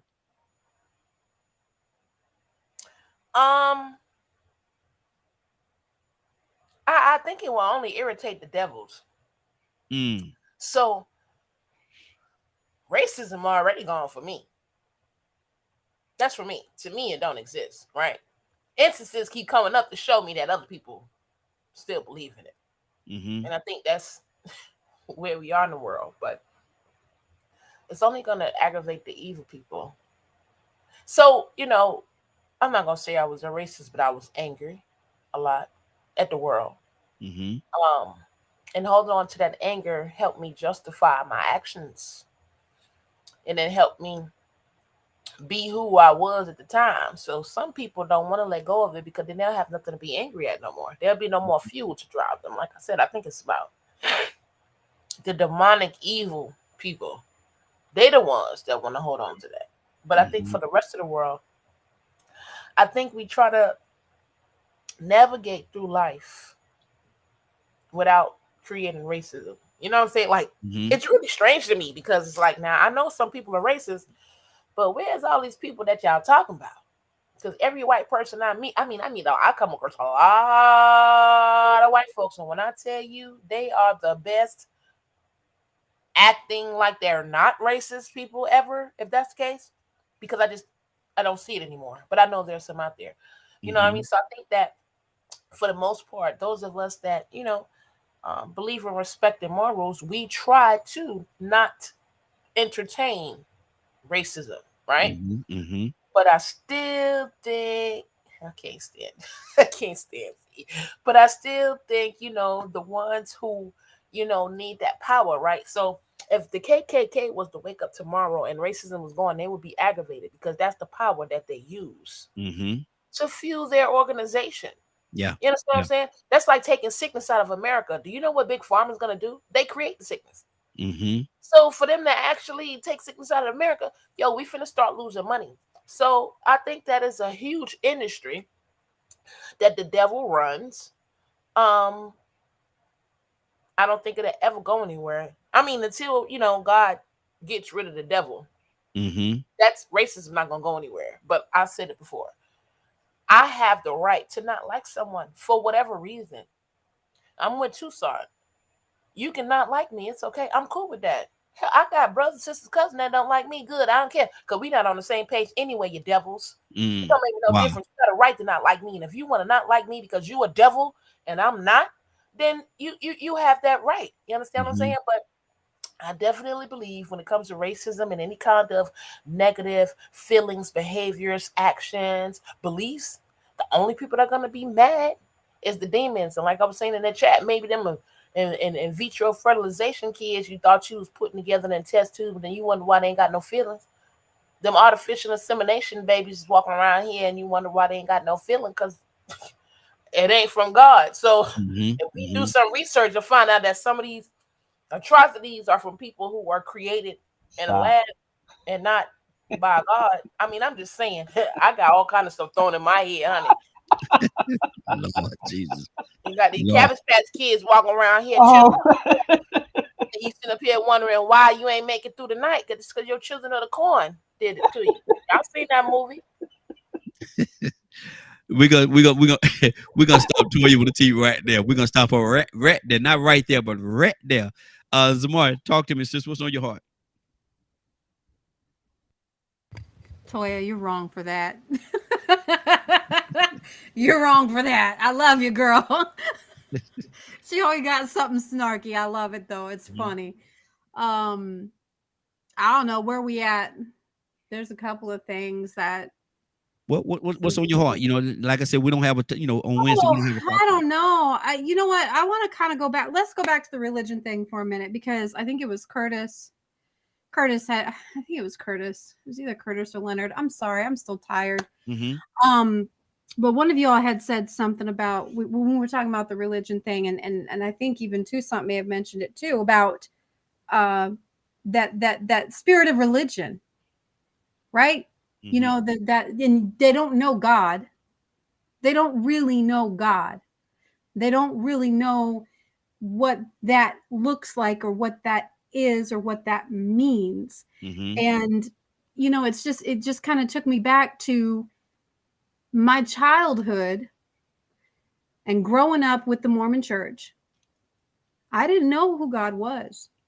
I didn't have that feeling, that spiritual awakening, if you will. Didn't know him as an adult. And it wasn't until, now we're going to go back to the Pentecost. Wasn't until I got in that Pentecostal church. And let me tell you, when I say they rocked my world. Wow. Because I walked in there and they're doing their Pentecostal thing. And I'm just sitting back like, I think I might be in the wrong place. I don't know about this. This is a little crazy because I'm used to that old school, right? Singing the hymns while you're sitting in your bench next to your neighbor, all that old stuff, because that's what the Mormons do when they sit there and they act like they're the perfect good Christian. They ain't. They're not. They all lying. But it wasn't until I got in that Pentecostal church, Tuesday night meetings, something came over you. And something came over. Now, and it wasn't immediately. It wasn't the first week. It wasn't the second week. It wasn't even the first month. But it was like this transition, this slow transition. God was doing something, right? And I didn't know what it was at first. And I'd get up there. Yeah, music was great. And okay, yeah, I can get it. I can get along with this. I like this. This is good. But it wasn't until I finally stopped fighting and wanted my way, right? I wanted to be in control. And I gave up at the altar one night, and that's all it took. But I didn't understand. I didn't understand any of this. So it's just, but with the religious factor of this, okay, even after then you have all the people in the church who think that they know something. And then they start coming to your house and trying to teach you this and do that. That religious spirit that y'all talking about, that's the one that says you shouldn't have a Christmas tree.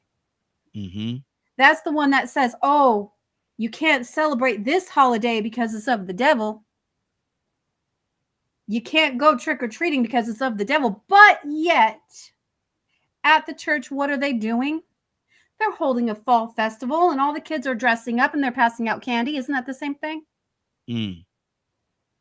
That's that religious spirit. And I don't like that stuff either. And that's where I found what real righteousness was. Holy righteousness. Because then that started stirring up in me. And I'm like, oh, okay, so this is the difference between religious folk and true spiritual folk.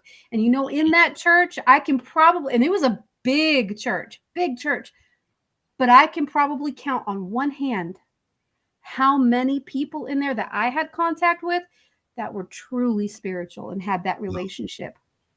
Wow.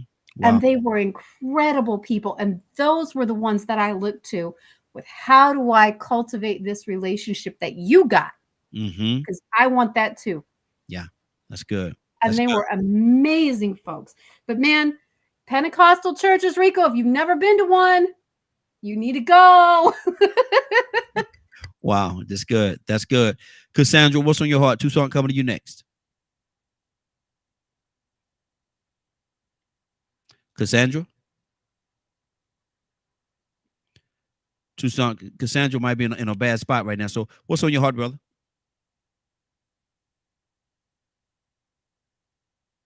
I remember the old song when Zamari started talking about she's sitting in that church and all of a sudden something happened. Remember that old song say, I've got nothing but the Holy Ghost. And so if we get to the point that we just yield, I mean, we got to let our mindset and our personal beliefs, let it go. And just surrender. Not to religion, but to spirituality and righteousness. Yes. Just do what's right. Treat people like you want to be treated. Here's what he says. He said, I tell you what, and it's just me paraphrasing. Leonard, I'm going way out and paraphrase. I tell you what, since you can't do all the rest of the commandments, he says, I tell you what, Let's narrow this thing down. Love one another. Wow. Hang all the laws and the prophets. Love the Lord thy God with all your heart and mind and soul, and your neighbor as yourself. Let's do that. How about that? Let's do that. That would make it so simple that you won't have to worry about racism. You won't have to worry about high-mindedness, prejudices. You don't have to worry about none of that. Just do you. Yeah. Just do the good that's in you. The good, there's a good in you. I don't care if you're purple. You can be purple people. I'm good with you. Don't make me no difference. Yeah. You can wear an earring. You can have earring in your tongue and your nose too. Tattoos all over the place. But just do right by people, by God and other folks. Don't make no difference whether you've been on drugs for 40 years. It don't make me no difference. It got nothing to do with me. But just give it up. Give over to treating. First of all, love yourself. Don't love yourself too much that you can't make some kind of sacrifice to love somebody else. Yeah. Treat everybody the same. Love them like you love yourself. Yeah. Do that. Try it. And just try that. I mean, just back up. I know you believe a certain way. I know you think a certain way, but just back up a little bit and just use, for example, everybody got one good example that you know that God has put somebody in your life that you can take a good look at. Don't worry about all of them bad church folk you talking about. Anybody studying that? Ain't because I ain't studying them. I'm talking about the ones that you know, they might not even go to church, but the church comes to them. Yeah. They are the church, kind of like Cassandra. Cassandra ain't studying about no four wall. I don't do four wall ministry either. Anybody studying that? Raising hell about changing the light bulb. Yeah, come on. That ain't about a quarter. So if we can't do all the rest, let's just make it simple and just love each other. Exactly. That's why I like this little group right here. We're all from different backgrounds, different cultures. Some of us can make the claim. I'm starting to not believe you. I'm starting to not believe you talking about, well, I'm just not Christian, or I'm just not religious, or I don't know nothing about God in the Bible. You sure acting like it. Come on. Good deal. Because there's a God in you that's coming out every once in a while. I'm just saying. He stand up. Yeah, because people, and I'm saying this, and I shut up. People say, well, I'd rather see the word than hear the word any day of the week. How about that? That's right. Gonna go in this order right here. We're gonna go Captain, Leonard, and then Rico. Cap, what's on your heart? Man, my man, too, son. I hate to say, I want to go back to something I said because as I listened to it. Hey, Cap, you're real low. Your volume's real low. How we sound? I think Can you hear me? Yeah, I think you might got your window rolled down or something. I think that's what it is. Get a little background noise. We can hear you. Go ahead. Yes. What I was saying is I wanted to clear up something because I don't want nobody to misunderstand me.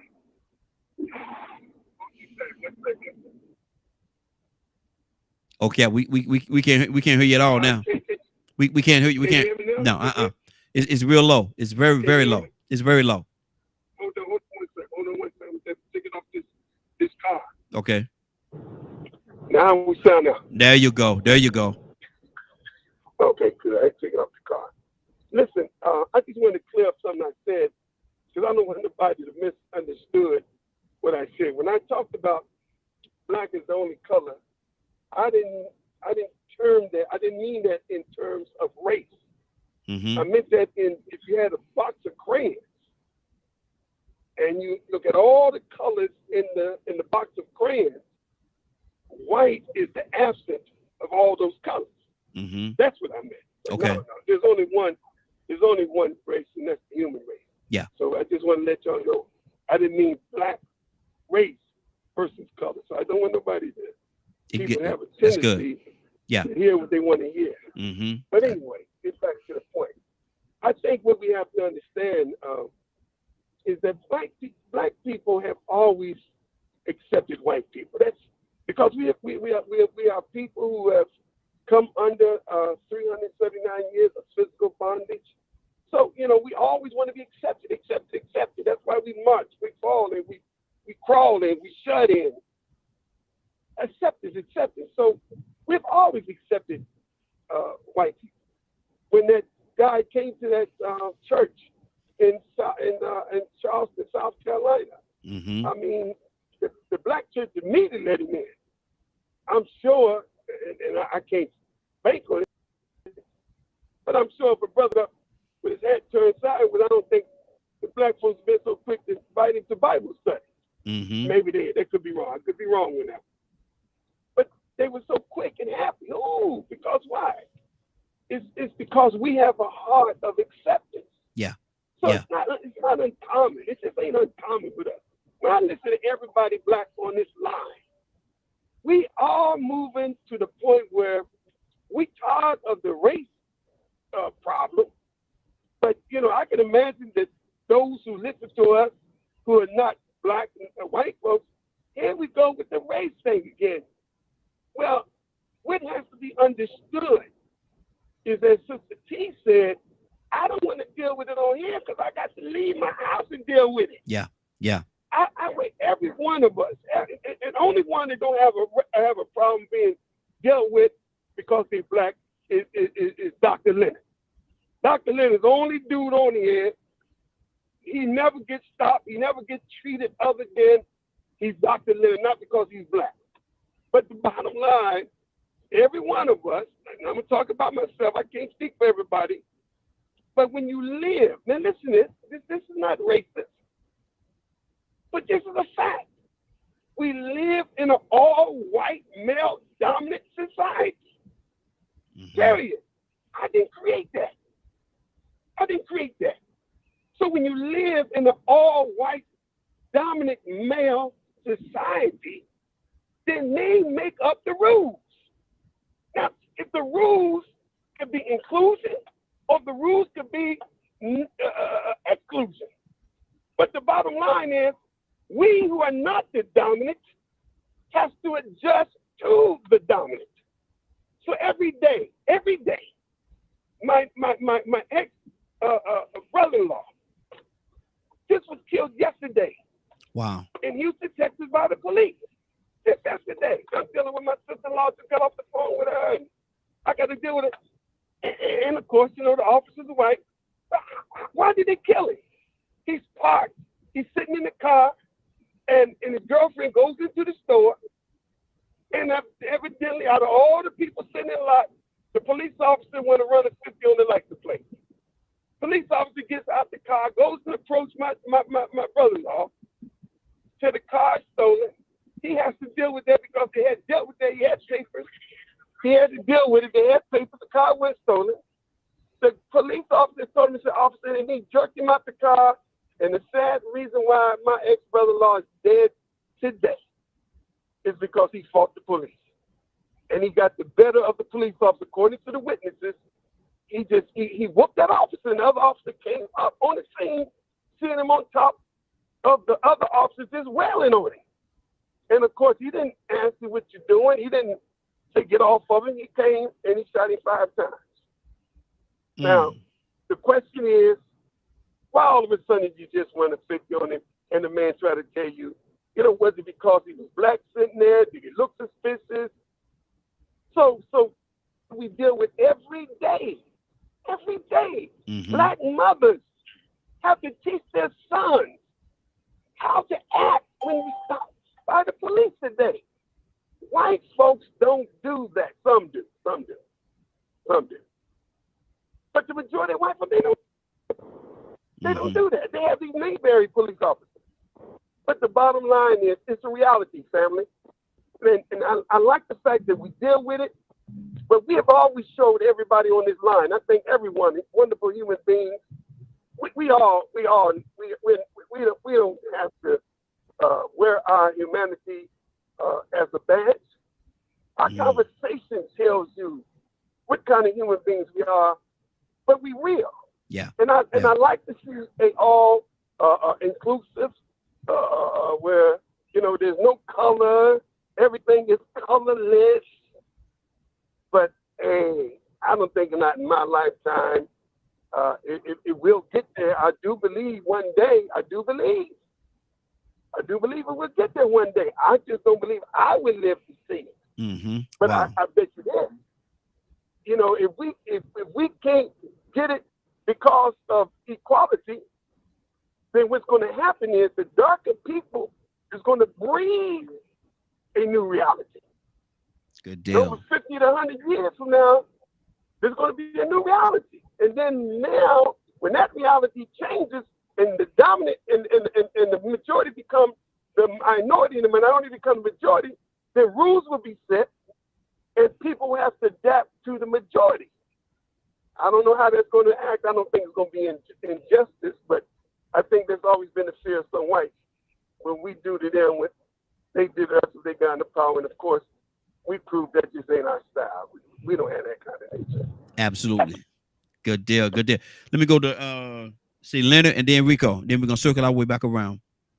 Anyway, I don't know why Cap said what he said, but I can't figure it out. He may have to send me a pigeon or something. But you say send you a pigeon? I'll wait on it. There you go. But it is necessary for people to really grasp the concept of humanity above and beyond what you would like to believe, what you're comfortable with, or what you have chosen, or how you have chosen to live. To believe that you are less than to me is just like an alternative lifestyle. To believe that somehow somebody has so much power, that's an alternative lifestyle to me. Because I was not raised that way. Mm-hmm. My writing includes so much critical race theory. I'm very secure and knowledgeable of racism and what it has done, and being a part in leading organizations to fight against it. Mm-hmm. But what I don't do is fight against people's personal behavior, personal attitudes, and things of that nature. I'm against injustice for whatever the reason may be. Mm-hmm. So I'm not preoccupied by it. I've never looked down at because I was black, never was looked down upon. I don't even associate with people that behave that way. Mm-hmm. When we sit down at a table, we know what side I am on all the time. I have just as many black people that dislike what I say more than whites. I even sometimes scared to voice that opinion. Mm-hmm. However, it does not change the fact that one, there is a righteous way. And if you can't get with it, then you just can't get with it. Live by the sword, that's how you gonna die. Because that's all you want to do is fight. You will find a reason to fight, some people will. If it wasn't for racism, there'd be no Nation of Islam. Mm-hmm. So we must be very clear on what we are allowing to control us and our behavior. It is up to you to stop that. It is up to you to deal with that. No one else. You can come together and fight this great enemy. And we can win. But not as long as people cling to those things that make them weak. Mm. That wow. Your belief in less than is what makes you so weak. Mm-hmm. Our African brothers who have never been slaves, they don't feel the same way you do. If you get into Pan-Africanism, which everybody is aware of, go read it. If you had to think about us before you were called black or white, if you care to go back. Mm-hmm. So when people try to make claims and mix their values and their beliefs with what is genuine in the origin of things, I see Zamari had put some things in the chat about the tattoos. One of the reasons why you should be questioned is because you put it on your skin for everybody to see. There are some symbols that some of you wear on your bodies you have no idea. You just like the way they look. But you can't change that symbol just because you want to. Mm-hmm. Because it has a history.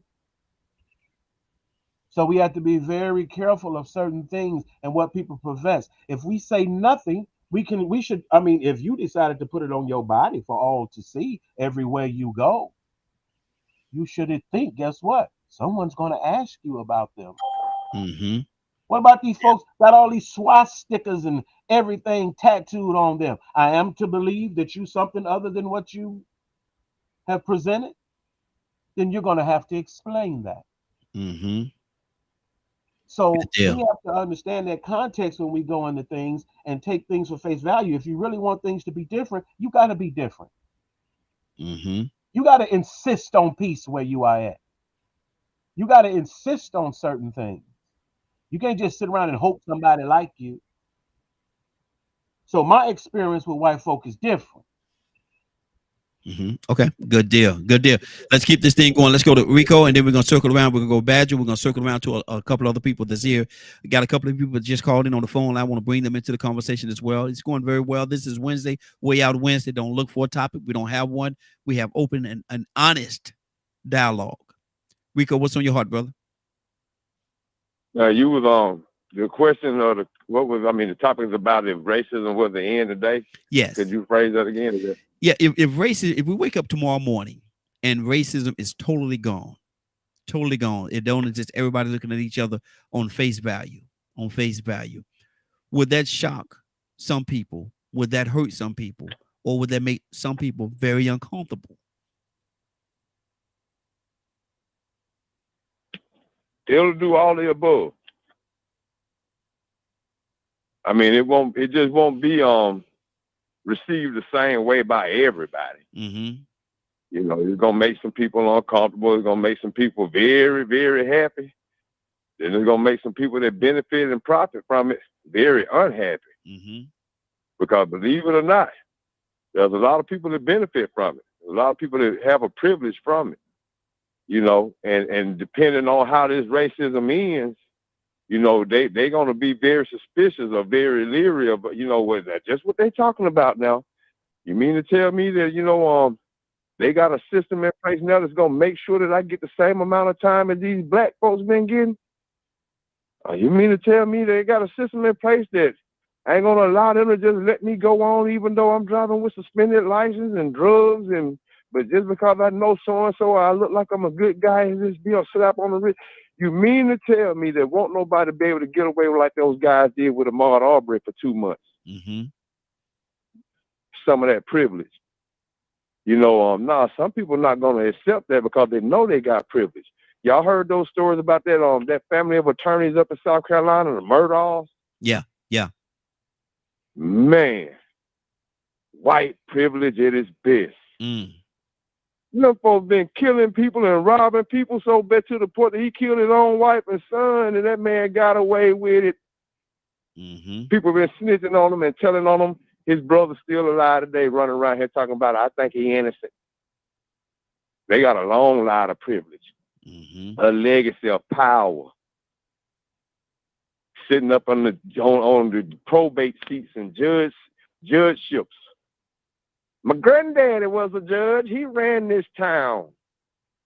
And all those grandboys, we went out and we did this and and it passed on down and it passed on down.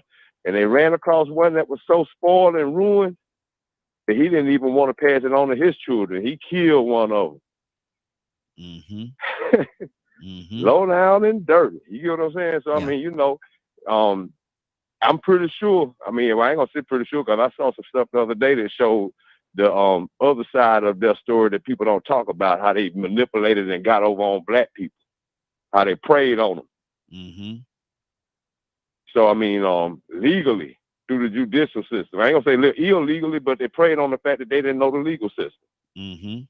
People that won lawsuits for $2 and $3 and $4 million and didn't get but $100,000 of it because he got the rest of it and didn't let them know.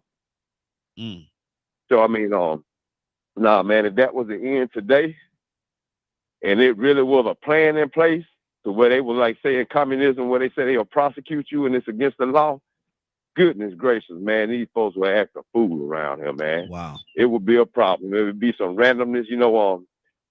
Man, I mean, you know, there has been plenty of times in recent history where people in celebration or in disagreement, decided that they want to get their big trucks, ride around with big rebel flags and crash people's birthday parties and harass people on the road and shoot them and do all kind of random stuff. Militias and Patriot Act. I mean, all these different groups and, you know what I'm saying, what they call them, I guess they call them militias. Yeah, the militias, all these little different organizations and groups, the white nationalists and this and that. They start plotting and overrun capitals and stuff and kidnap governors. I mean, so yeah, man, it'll be a fool, man. This will go crazy. You know what I'm saying? I ain't gonna say it's gonna be widespread, but you do want to make sure that you're not vulnerable and end up being like one of those people in the church in Charleston. Exactly. Because there's gonna be somebody out there looking to do something. Wow. Badger, what's on your heart, brother? I was really thinking about that question because I think there are those that wouldn't even realize that it's gone. There are going to be those that it's going to hit hard because they're going to have to figure out a new way to think. And then there are going to be the evil humans that are going to work hard to find something new to replace it with. And that's humanity. Wow. When you don't have one thing, they'll try to create something else to keep the public fighting. So that's all throughout history. I mean, just everything about our history. There's always been those that are the evil ones that eventually end up gaining power, getting people to agree with them because they're like, hey, look at me. You know, I have all this money. I have all these things. I have this castle. So I must be righteous. I must be doing the right thing. So therefore, listen and follow what I say. And if racism completely disappears, it get replaced with something else. Unless it's just one of those things of if that's gone, and God decides to never let it get replaced with anything else, then that'd be cool. I just looking at human history, if that disappears, something else will probably take its place. And that's history. That's every time we turn around, you know, there's a lot of messed up things going on in this world right now. I just found out the Supreme Court's trying to overturn the ICWA, the Indian Children Welfare Act. They're talking about overturning that. Wow. Which means that the government can come in and take the kids again. So that's crazy. There's all kinds of stuff going on of these evil human beings just doing things to keep us fighting among one another. And we are influenced in our everyday lives by the racism, the systematic racism by these evil humans. We are affected by the classism. We are affected by their greed with the way they run things. I saw there's so many examples of it. Stay right there. Good deal. And you're absolutely right. There's a lot of different examples, but like I said, right now we're talking about if racism were to end, what would that do? Totally come to an end. Wake up tomorrow morning. Something would replace it, is my opinion. Okay. Good deal. Well, good morning. Morning, Raheem. Good morning. Good morning, young lady. How you doing this morning? I am doing wonderful this morning. I thank God for waking me up. Good morning, Morning Glow. Good morning. Good morning. Got a question for you. If we wake up in the morning and racism as we know it no longer exists, everybody's on an equal and honest playing field, what would that do to some people? Would some people be happy, sad, mad, confused, or out of position? Or what would that do? What would that leave us? great question, Raheem, and a great imagination. Absolutely. Because of the fact that if that was to happen, then I don't believe that people would even think to even talk about something that didn't even exist anymore. Because of the fact that it happened and we're all on one accord. So maybe we just wouldn't be confused. I don't know. I don't know what the world would be like, but I know it'll probably be a better world. Because as long as we live, the Bible tells us that we're going to have racism and hatred and the poor with us always. Because of the evilness that's on this world, that's in this world, how we live, how we walk, how we talk, how we treat each other. So it would be a wonderful world if the world was like that. So, this kind of stemmed from our conversation yesterday. Yeah. People choosing to do the right thing in life, helping one another. But unfortunately, Raheem, it ain't going to happen. Wow. It ain't going to happen. Not just that. So, and that's what's on my heart, Raheem. Good deal. Good deal. Ryan, what's on your heart, brother? What would it be if it was to totally go away, no longer exist? Racism is gone. What would that do to us? I don't think it would do anything to us. To be honest with you, I think that and I'm that person who may be way outside the box, right? I don't think it's as prevalent as people make it out to be. I think people take that word and they over abuse it. They'll take something that's not even close to being in the box of something to deal with that word, and they throw it on there like it's a label for the grocery store. That's my opinion. But see, that's and that's good. Everybody have their opinion. Like I always say, I'm not here to give anybody their opinion. You already have your own. But my thing is it's tough. It's tough to say that when you see all these racist acts that happen every day. But again, we can go back and rewind time to earlier today, and I believe someone had mentioned Black Lives Matter movement, right? Yes. And the vast majority of people that I saw in those movements were not black. There was quite a few, yes, obviously, but you seeing people from all walks of life come out, right?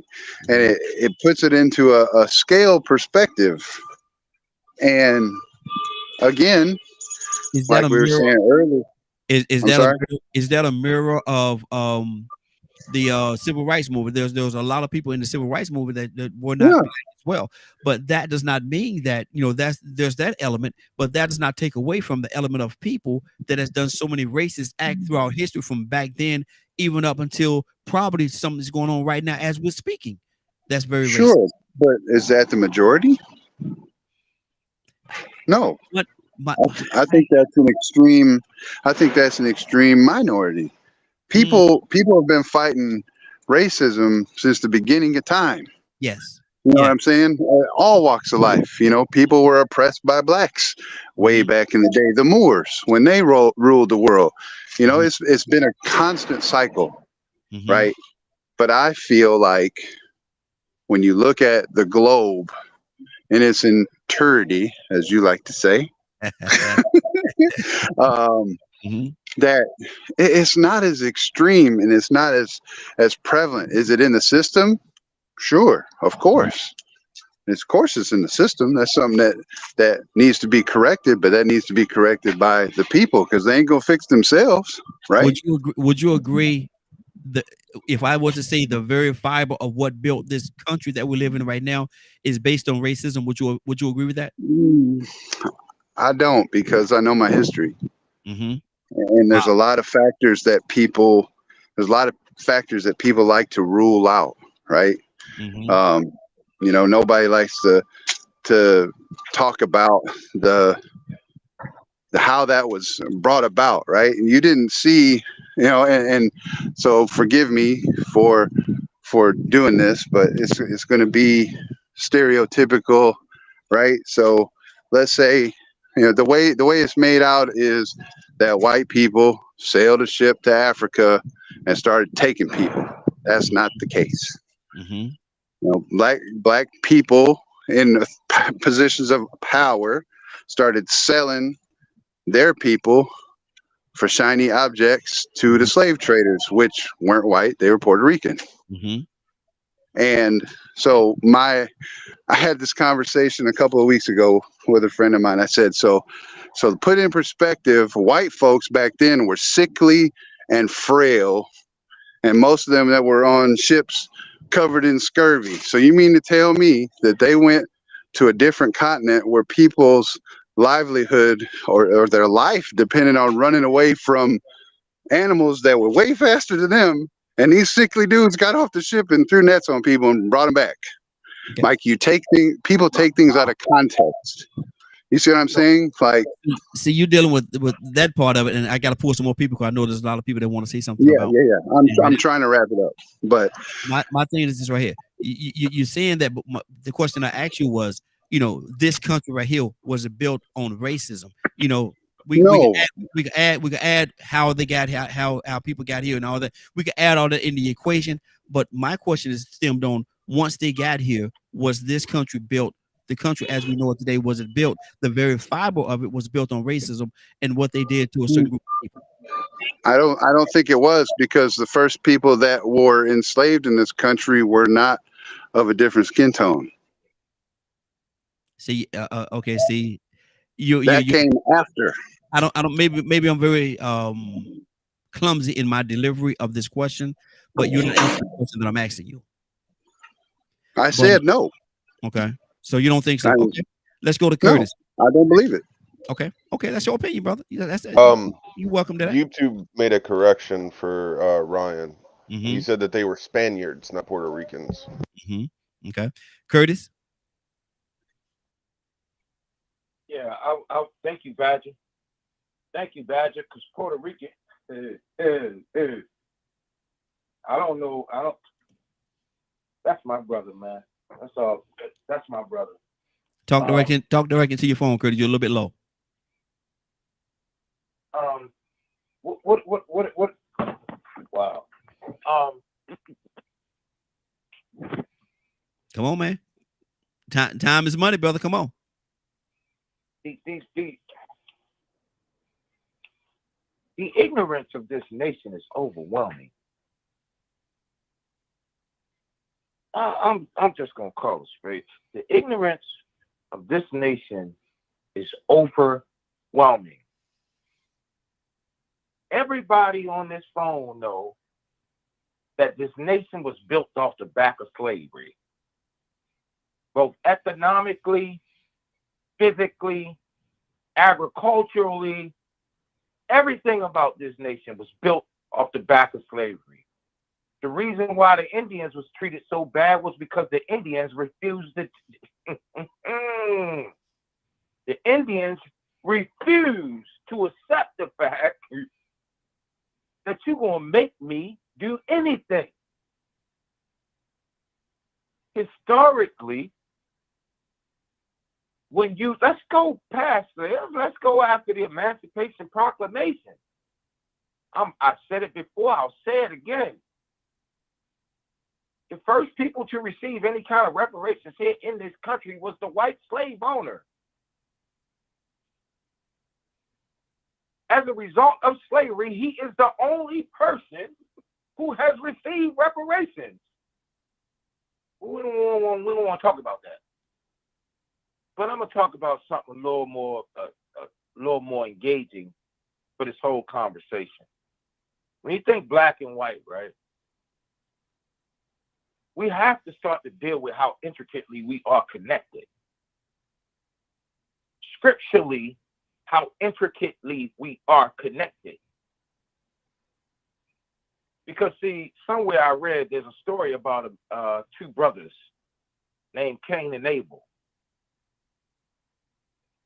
When you talk about racism, you got to see it outside of the paradigm of just hatred. You got to see it from a paradigm of jealousy, of envy, of just about every single sin that could be committed. And it could go back to Cain and Abel. And you know what? The Asian community might be giving us a tool or might be giving us a jewel that we have been ignoring. Because if you bring it to them, how many people actually pay attention to the yin and the yang? What color is the yin and the yang, Raheem? Black and white. It's black and white, right? Yes. Now go back to the Bible. Go back to the curse. Mm-hmm. What did God say to Eve when he cursed her? He said, I will put anonymity between your seed and thy seed, and the feet of one shall bruise the head of the other. Mm-hmm. All right, now, when you look at the yin and the yang, what does that look like, Raheem? It's a circle. It's a circle with a black part in a What does it look white. like in science, brother? Huh? What does it look like in?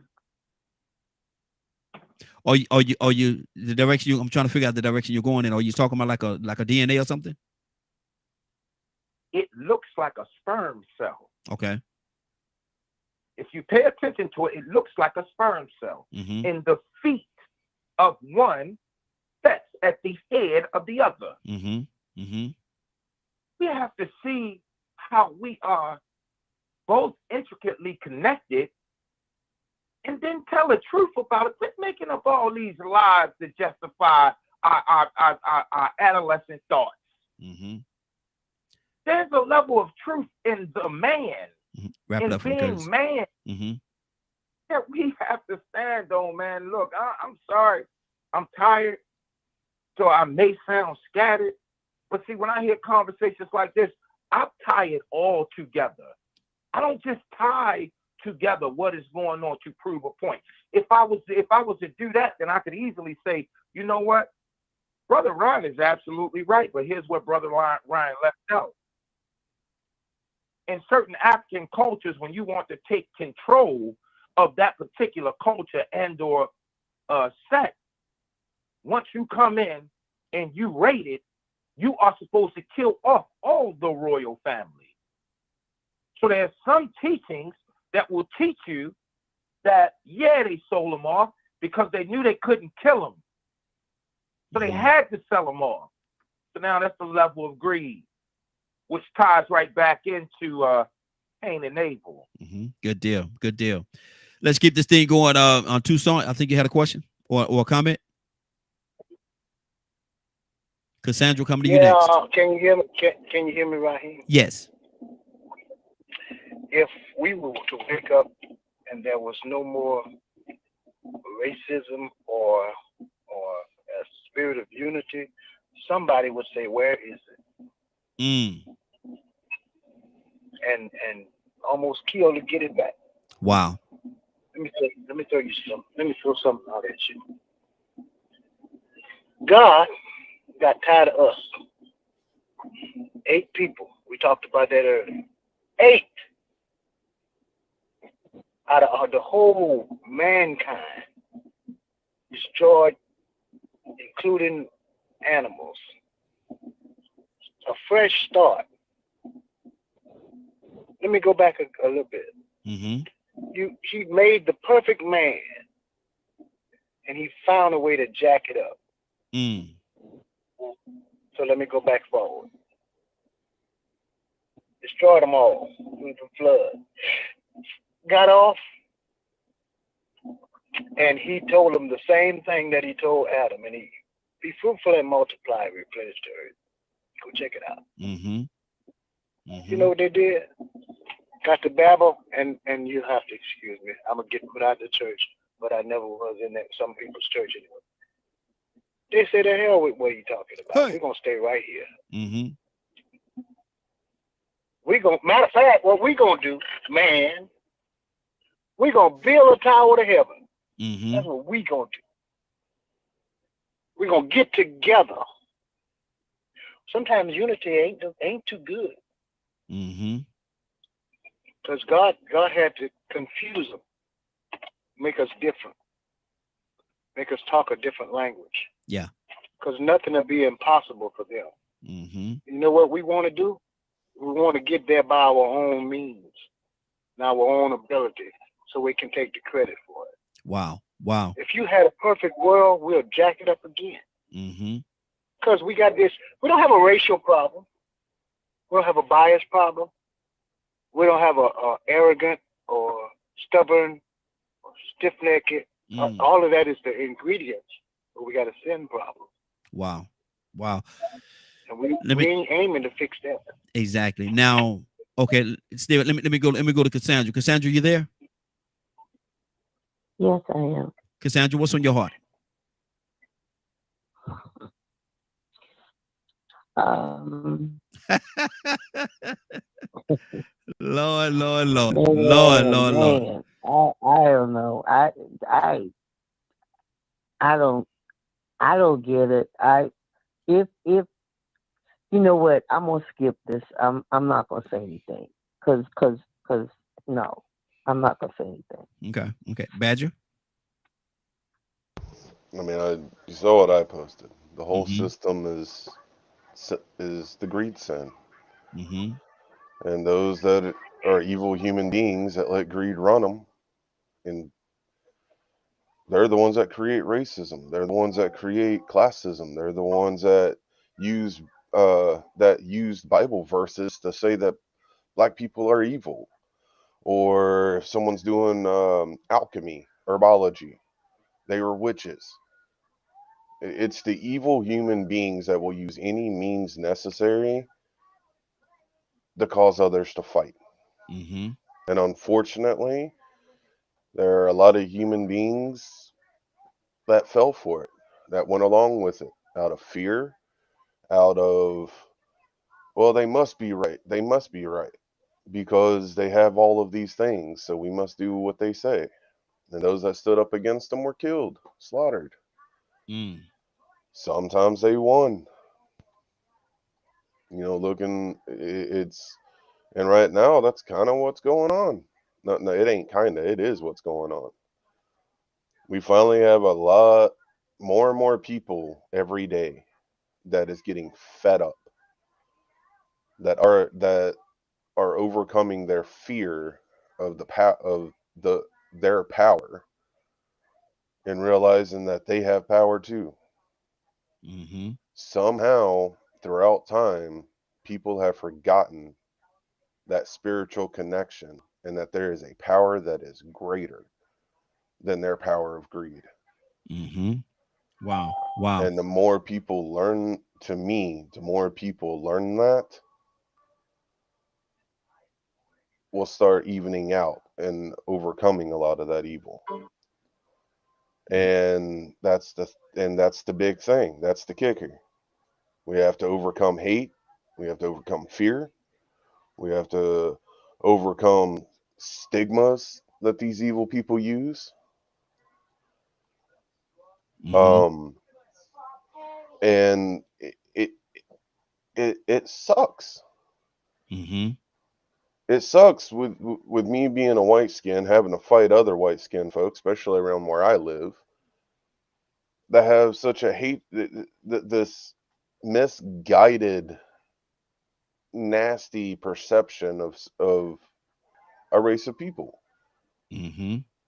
And the part that hurts me the most is a lot of it came from churches. Wow.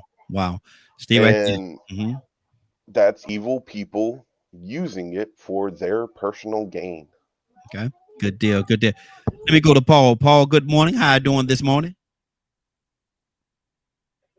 Good morning. I'm doing all right. I just checked out the last couple minutes, so I don't know the exact topic. I just know you guys are talking about racism. So, well, can you fill me in on the original question? Well, I think the part that you came in on was when it was talking about was this country built on the backs of certain individuals? Okay. Yeah. Oh, yeah. That's right. You there was a little disagreement on that. So, was it built on the backs of certain individuals? So, yes. Yeah. I mean, economists and historians have been well established that America would not have achieved its hegemony and its prevalence over world affairs without the enslavement of Africans and subjugation of Native Americans. It's well established. You know, if anyone wants to deny that, we can go into specifics, but I guess that leads to the next question is, okay, so then what do we do about that? You know, and that's where people disagree. Something, you know, some sort of reparation needs to be made. Exactly what type, that's where people disagree. I think not even some people won't even agree that that a harm should be redressed. I guess my overall comment is that things are so bad right now. I've said this before. There was a survey about people's opinions about race relations, and they're really at an all-time low.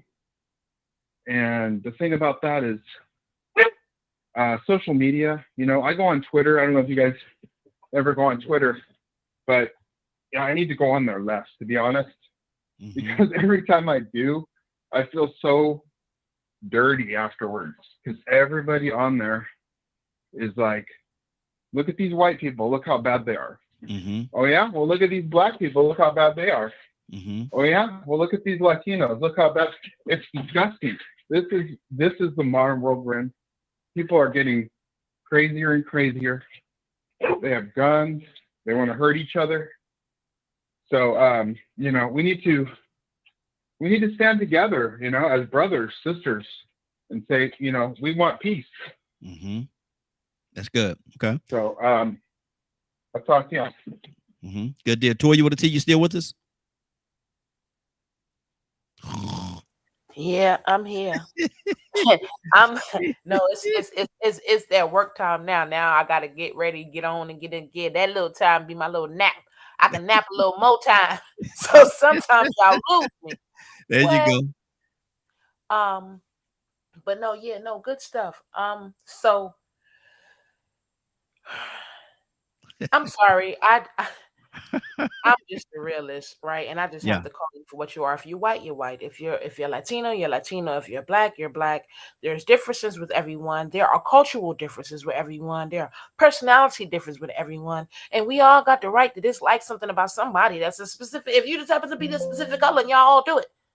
You understand what I'm saying? This is why I try to get up. I'm probably have to switch on my phone. But I just think that we have to admit abuse is abuse. The abuser never wants to admit that abuses have been in play, even if we are rectifying the after abuse. It's still hard to swallow that bitter pill and acknowledge that is the truth, and then still maneuver in that skin. That's an uncomfortable skin sometimes, and I think that's what happens when we discuss these topics with white people, because you're not in black skin. I don't care what you go through in life, you're still not getting treated like a black person, man. It's still a difference. You can say you don't see it because you know what, you don't live it. You can say it don't happen. You know why? Because that doesn't happen to you in black skin. Whatever happens to you in white skin. Whatever happens to you on Latino skin. So you may not be able to identify what happens to me in a woman's skin if you're a man. Again, you can say you can identify with me all you want to, but the fact is you do not know what cramps feel like. You can only tell me what you read, what you heard, what you researched, what you thought, what your mama told you. You understand what I'm saying? And I think this is where we come into our differences. We just cannot stop and be real. And nobody asked you about butt. Stop. Something was done to your child. There's no excuse. Let's go to the scenario. It was a movie on the other day, right? The little boy bothering the little girl. She said, stop. The little boy bothering the little girl again. She said, hey, I'm warning you now. Stop. So he does it again, and she tears that behind up. Bing, bong, bing, bong, bing. So now the parents is mad. But what you do to my... No. Stop it. The fact of the matter is that your child did this, that, and the third. You're mad. Why? Because he got that butt toe up more than what you expected. It really doesn't matter at that point because of the effects that your child caused to mine. Mm-hmm. And I think that's where we kind of get to those disagreements when we talk to different people in different color skin. Nobody cannot just shut up. Stop. Right? It's nothing you can say about the abuse that I've went through or on this subject we went through. So sometimes just say nothing because you can't identify with it. There's writings and materials and researches that says what we are saying is true. But if you do not cling to that research, then you're not going to understand it because really you don't want to. You know, to empathize with that with me, you know what? I would have to feel some sorrow. And again, when I wanted to be the big bad wolf, when I wanted to be that other me that I was, I didn't want to let go of some of these things, even though it was true. And I think that's where we are. And not just America, in the world. I like what Curtis said about that Cain and Abel, because I felt that too. I think this is a God conversation, right? Because there was a spirit in one of those brothers that allowed them to do that to the other. And God still protected that other brother, even though that blood still cried out from the land. So that spirit needs to be defeated, and it will not be defeated until we be honest about our abuses, about some of the abuses that our ancestors have put out there to put us in specific predicaments. And on top of that, I think this is the Jesus moment where Jesus is like, yo, you need to be ready to get that money back because you already know what your peoples did for that money. And I said, make it right. And if you don't want to do that, then you're contributing to the factors that we're talking about. Good deal. We're going to keep this thing going. We got a few more minutes before we get out of here. Dawn, I know you got something else on your heart, but I'm going to touch a few more people before I do that. Let me go to Willow. Then I'm going to go to Rico. And then, Dawn, I'm coming to you. Then we're going to circle back around. Willow, what's on your heart? I was talking to my nephew because he's in the car about the subject. And he made a great point, Raheem. He said, well, if they replace the racism, guess what? They'll come up with something else. Yeah. They'll replace what they're dealing with something else that we're going to deal with. You know what I'm saying? So there's always going to be some kind of thing that we're fighting. We're in a perfect age right now. Well, God has given us mercy and grace because he said it in his word that there's going to come a time that even if you thought evil in your heart, he's going to rule with a rod iron fist. So we're in a great time to fix it right now. We're in a wonderful time. So hopefully somebody's listening and want to change their attitude. That's what's on my heart right here. Good deal. Rico, talk to me, brother.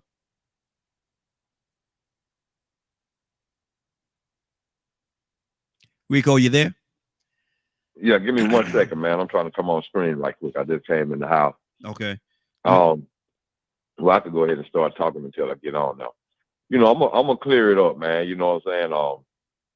Because I mean, you know, some people are in denial and not realizing that when you are in denial about certain things, sometimes you could be complicit to a behavior or to a situation that's going on. And you know, hearing Ryan say, you know, man, they didn't just throw nets on people and drag them over here. You know, they were sold.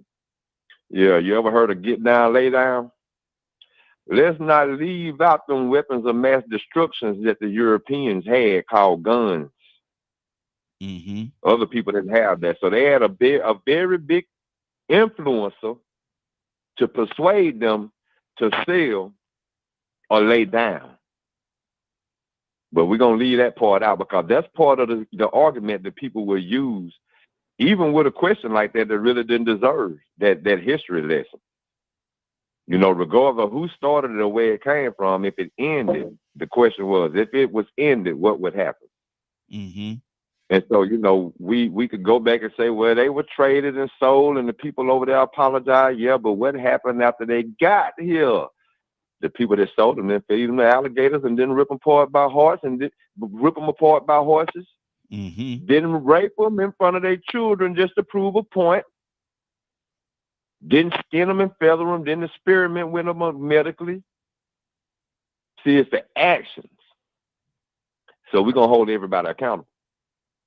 Was America built on the back of other people? Man, it's been documented.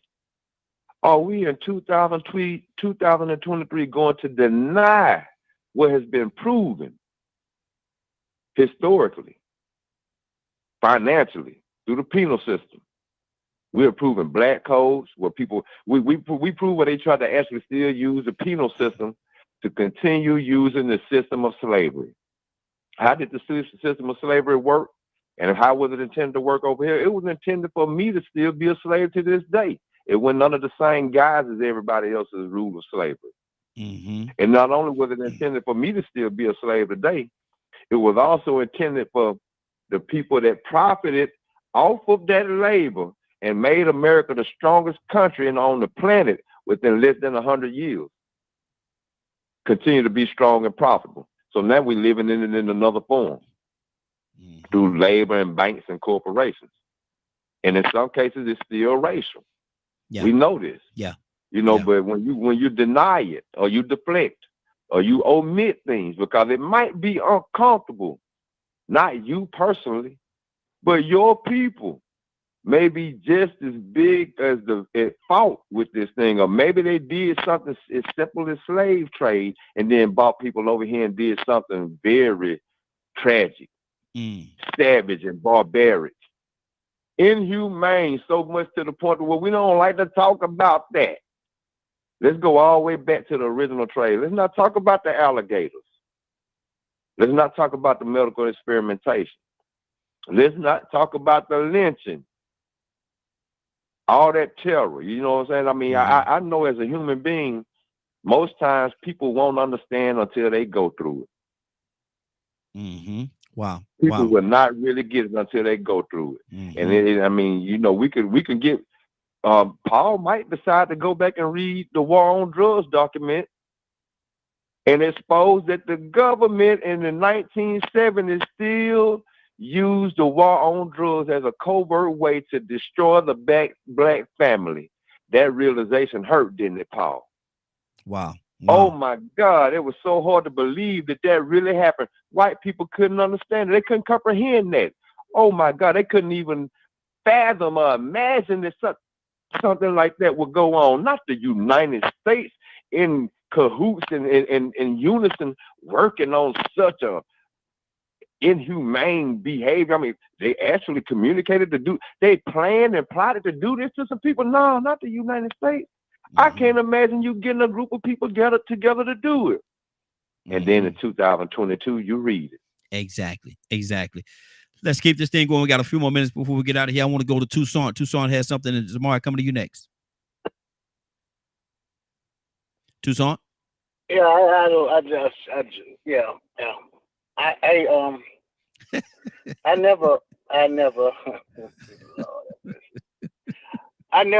I never imagined myself looking at it. Just an example.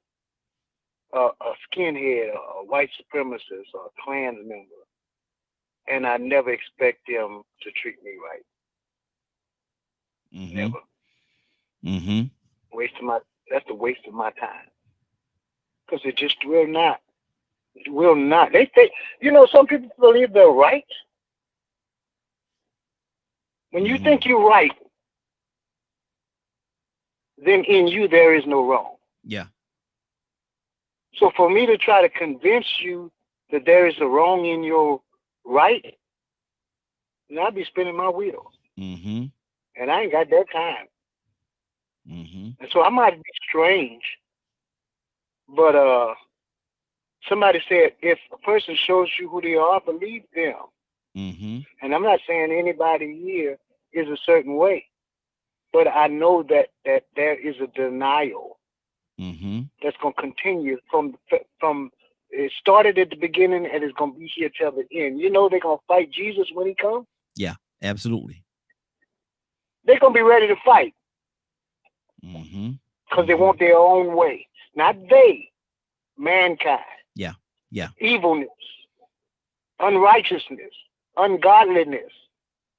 It's going to always try to stick their head out and continue to do what they do. That's all I want to say, Raheem. I know we got more people that want to talk. Mm-hmm. But some things I don't have time for. Yeah, That's just exactly. my opinion. Good deal. Zamari? I'm good. Okay. So if there's somebody else that wants to speak, go at it. Okay, good deal. Captain? Yeah, you know, I want to talk to my, let me say this, Ryan, you my man to him. I'm not going to beat around the bush when I'm talking to. I mean, everybody, since somebody's in denial, I'm just believing they said Ryan's in denial. Because I think the whole conversation about how America was built on what backs, I think the only statement came out of Ryan. But let me say this to my brother. You say you know history, and I'm not going to ever disagree that you don't know history. You do know history. You know white history. You know your history. Hey, Cap, talk directly to your phone. Talk again in your phone for me so we can everybody can hear you clearly. There you go. There you go. There you go. There you go. So what I'm saying is good. Ryan's good at his history, but that's European history. Ryan can't know my history better than me. Ain't no way you can tell me, Ryan, you know black history better than black folks. When you said that the Moors enslaved, that let me know you don't know history. Because if you look at the Moors, you understood that you used the word Puerto Rican, of course, your man Badger jumped in to save you because that was a really off the cuff Puerto Ricans. But we gonna get that. Mm-hmm. But if you look at the history of the Moors, man, they was rolling with my man Hannibal, who was chasing the Romans who came in the air. You have to understand the Crusades. There's a book called Iceman Inheritance. You need to get that book. Written by a white man.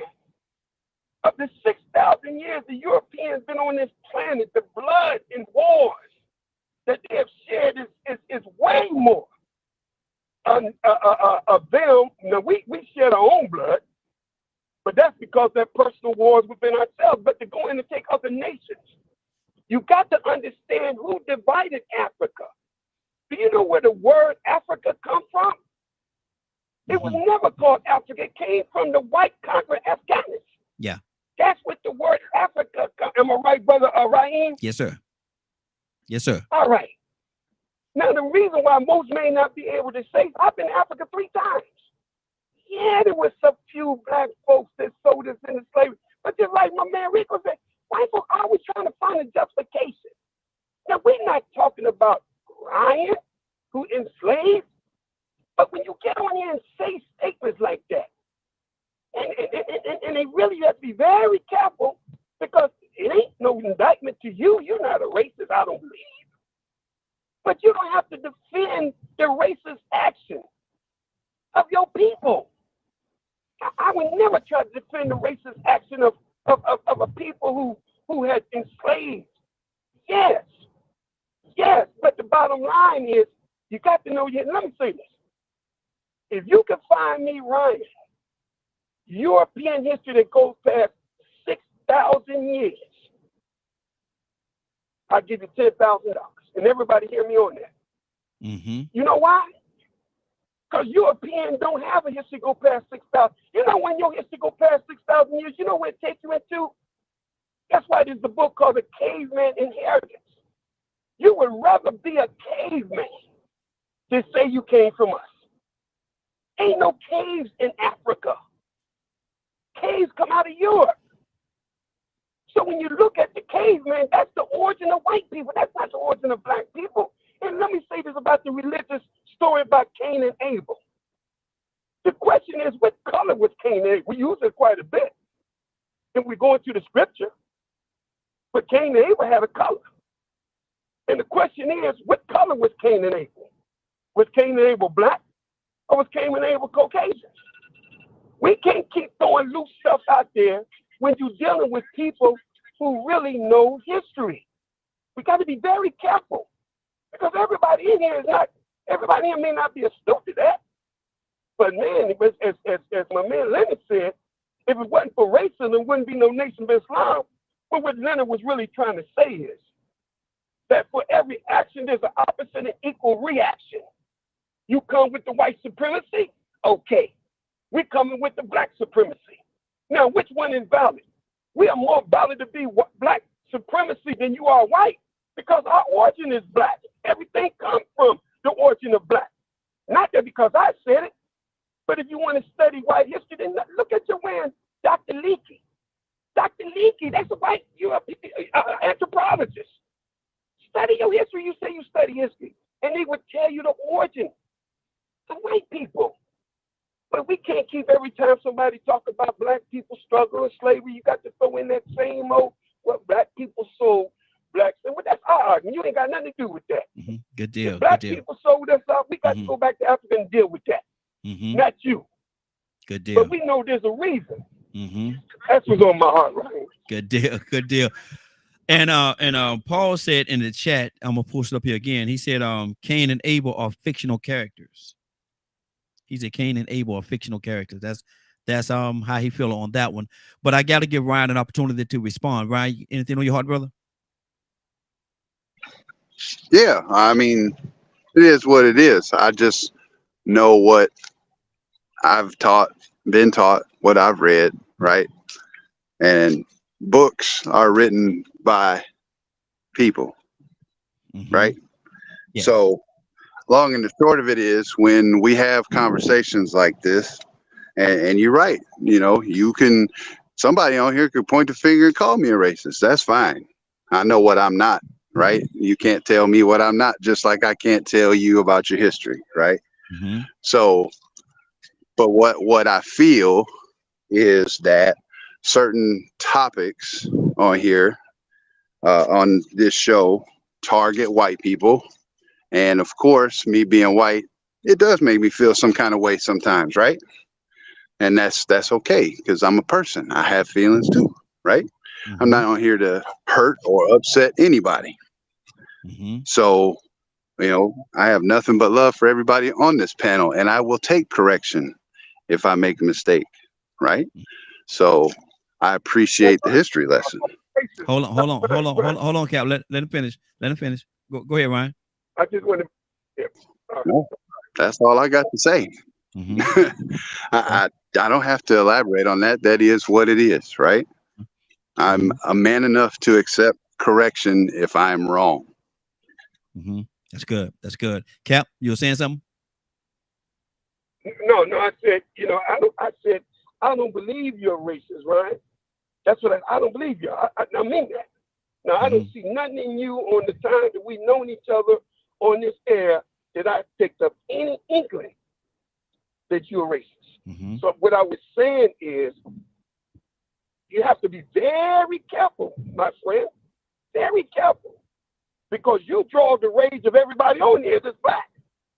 Even the most conservative Leonard, had to jump, I mean, but because we don't want to go there, but clearly, don't try to defend injustice.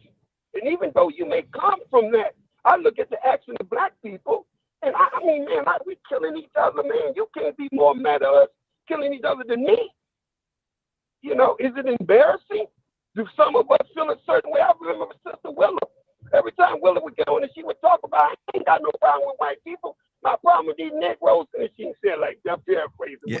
Willa. In Chicago. Yeah.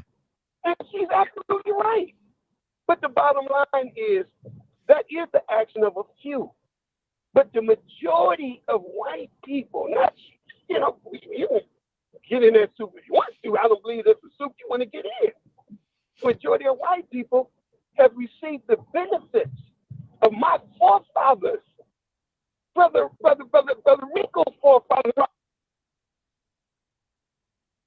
Sister T, and Brother Tucson and Brother Curtis, our forefathers. White people reap the benefit. And it's like my man said, you couldn't enslave the Indians. They wasn't gonna be nobody's slave. I like that. I like that. If we go to Badger, I like that, Badger. But shit, they almost annihilated the Native Americans. But that's it. No, Ryan, you my mans in them. Oh, this is the way I went now. No, come on, man. And again, Cap, too, don't take it as justification, because I will never justify anything like that. There is no justification for any of that for any people. So, that word justify, that hit me raw, because I'm not justifying nothing. Good deal. Good deal. All right. Okay, that's good. Cassandra, I'm coming back to you, sis. We're ready to get out of here. What's on your heart? I'm about to cuss. I ain't gonna say nothing. No, well, we don't need you Go cussing. ahead and let it out. Please let me speak before you end today. Okay, absolutely, absolutely. Curtis, anything on your heart, brother? Yeah, I do, and it's real quick. Sometimes we have to be. My grandma taught me a long time ago that whenever you want a relationship to work successfully, there's three things you must have: tolerance, temperance, and patience.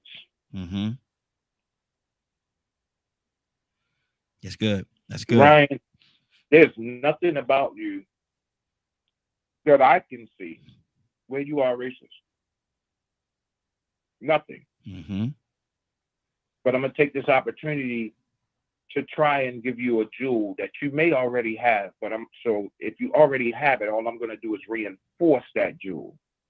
If you don't have it, then I'm hoping you take it and you give it to somebody else. In language, you must understand that our tongues must be tempered. We must have the patience of thought and the tolerance to understand the other side before we speak. The reason I say that is because what you said, I need you to understand that every single Black person on this phone and or listening to this conversation has heard that used as an excuse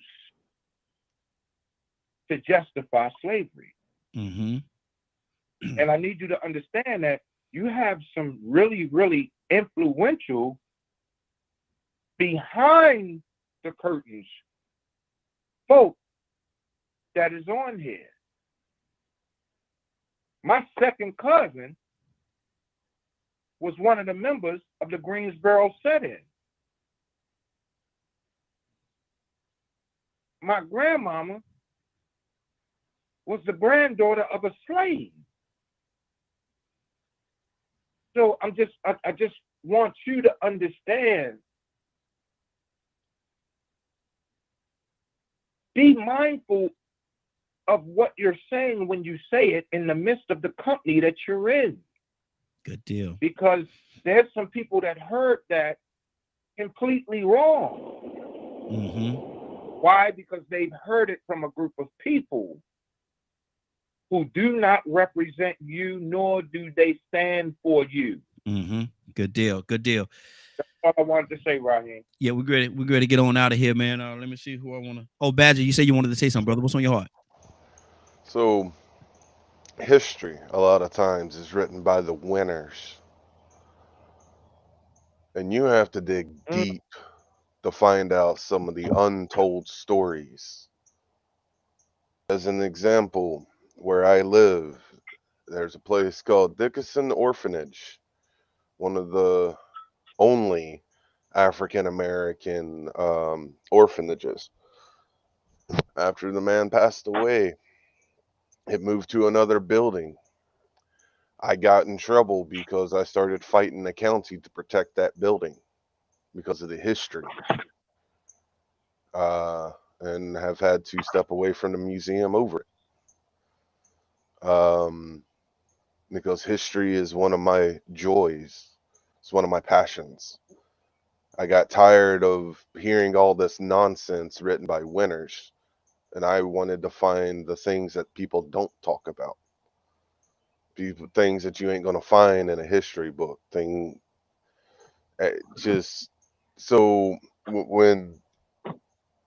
things in our past, we have to weigh and do so many hours of research and come from so many different angles to even get close to the truth, because we didn't live back then. Yeah. but we live in now. And here are the facts of now. We have evil human beings that are racist, that are classist, that are greedy, that push biases and stigmas.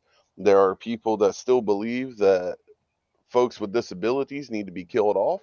People that are black need to be killed off, and Chinese and indigenous and people from India and so on and so on. There are evil people in this world. And one of our most recent histories is slavery, which had to be fought all the way up until now. Wow. And it still is.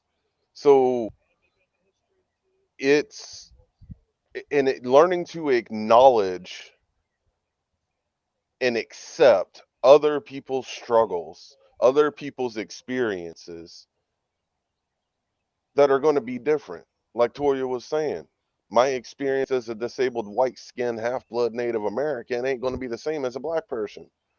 Doesn't mean mine's any less or theirs is any more. We both are having to deal with a bunch of evil human beings, and it sucks. Wow. Good deal. Why can't we just go, wow, well, let's go after the evil. I can't cuss. But you get what I mean, right? I hope y'all do. Yeah. Good deal. Good deal. Let me go to Willa. Hey, Raheem. Talk to me, sis. Anything on your heart right now? Leonard, coming to you next. No, great conversation, Raheem. Always. God. Reaching from the heart. Absolutely. Wonderful conversation. Absolutely. To God be the glory. To God be the glory. I'm Absolutely. telling you, to God be the glory. Absolutely. Always trying to help us to get our actions in order. Help us to make better decisions. You know, I always say that the worst threat to our lives is the freedom that we have to choose, because we don't know the right way to choose, because we're being led by something evil sometimes. And I say sometimes, you know, with our characteristics, our attributes, being angry, getting with jealousy, with you know, so many different ones that we allow to be within us, and we sometimes don't know how to keep them out with what should sustain us, and that's that Holy Spirit. Absolutely. So that's what's on my heart, Raheem. Good deal. Great conversation. Good wonderful, wonderful, wonderful conversation. There you go. Leonard. Man, it's been good today. I think that a lot of people got a lot of things that they can go back and study. It's a lot of, you know, hopefully these conversations provoke you to go find that truth, and don't stop where you comfortable and what you like. Don't think that anyone around has the right and the brand of righteousness and unrighteousness. You're all filthy. And if you go back far enough, you'll find the filth in every wherever you came from or whatever you believe, it's there. We even got talking about yin and yang, and that's a whole cosmological thing we have to talk about another day. But what I do like, that if any man will come after me, let him deny himself and take up his cross daily and follow me. For whosoever will save his life shall lose it. But whosoever will lose his life for my sake, the same shall save it. Every single day. If all you are about what you went through, you're losing your life. Yeah. Exactly. Wow. Man, it's and powerful. do something better with it. Go right wrong. If you're against reparations, guess what? You're wrong. Reparations come after something has been done to someone. It's a repayment for what has been done. That's what it's for. You can't deny it's been done. Stop trying to stick your chest out about what you believe to be true. Because if you keep studying, oh yeah, there's some nasty wickedness in you too. I will never know what it's like to be a slave. I am a descendant of slaves. Never can I claim what they suffered.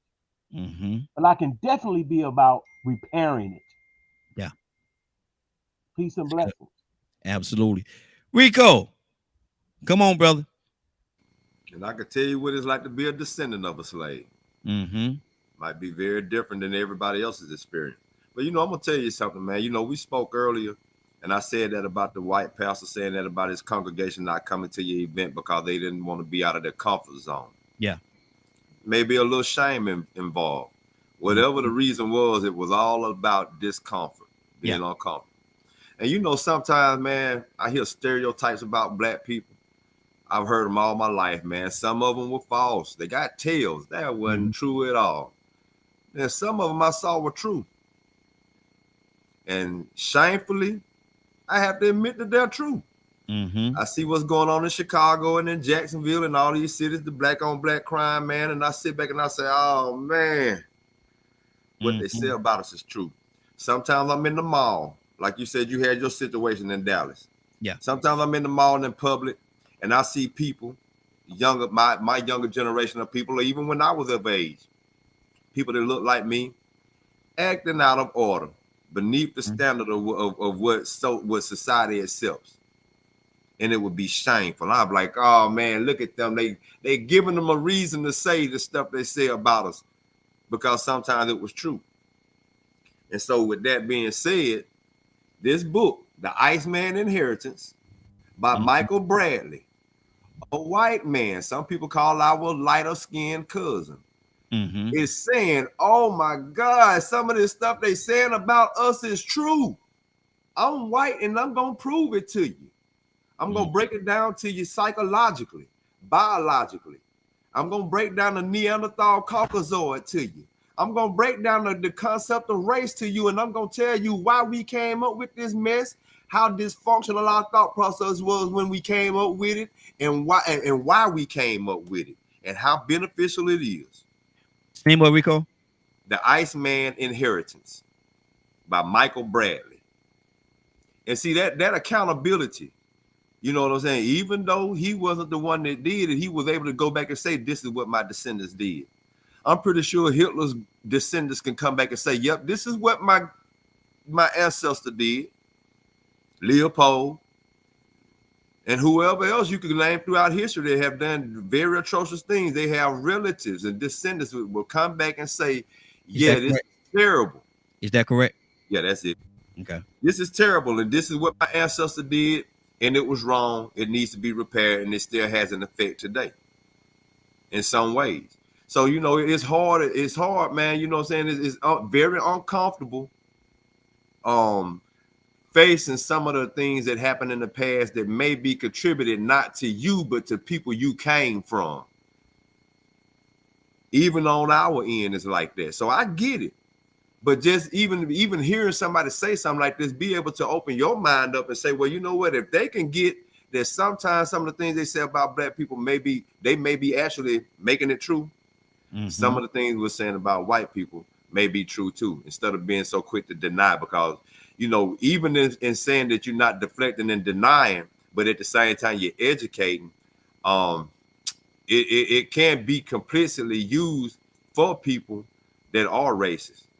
To use these same points that he's making. So, I mean, you know, that's for anybody. I'm glad Curtis said what he said, Leonard, everybody.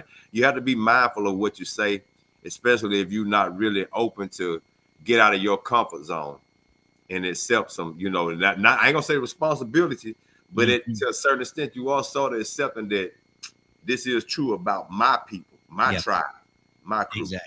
With that being said, if you missed today's show and would like to hear or see the rebroadcast in its entirety, you can tune in at 3 p.m. Eastern Standard Time on www.dkmmediagroup.com. Yes, sir. Yes, sir.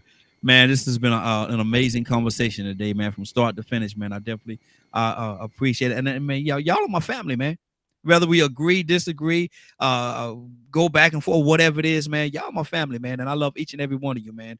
And that's just what it is, man. That's just what it is. And family don't always, I say this all the time, family don't always get along. Sometimes they don't. You know, right? People need to understand, listen, it is embarrassing. Yeah. When we do see stuff that we do that make us look bad, man, we just as uncomfortable seeing black people acting out in public. That doesn't feel good. Yep. But we can't deny that it happens. Exactly. Man, look here. We here every day, Monday through Friday, from 7:00 a.m. until 10.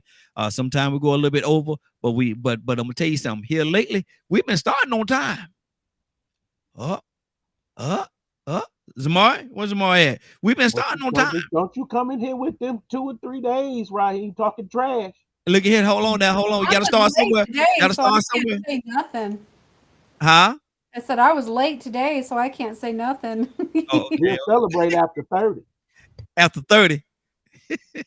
When it becomes a habit. This dude done said 30. Now somebody told me if you do something for 21 days, it become a habit. This dude done said 30. Huh? I'm gonna give you extra. I'm gonna give you extra. That's mercy and grace. Lord, my Jesus. Somebody help me. Help him, Lord. Help him. Willow, we need prayer. Hey, Raheem. Willow, I gotta ask you a question. I gotta ask you a question, Willow. I want you to answer this question. Are you ready? Are you ready? Raheem, I'm so ready. So ready to receive the word of God. Now I'm so ready for my prayer this morning. Now you know we ready too. I am ready to receive God's message. I'm ready, Raheem. Let's go. I ain't got one more thing to say to you then, Willow. Let's go. Let's go. Let's go. Father God in heaven, Lord, we just thank you.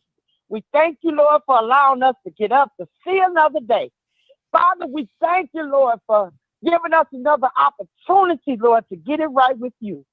Father, forgive us. Forgive us if there's been anything that we said, anything that we've done or thought that has been displeasing to you in your eyesight.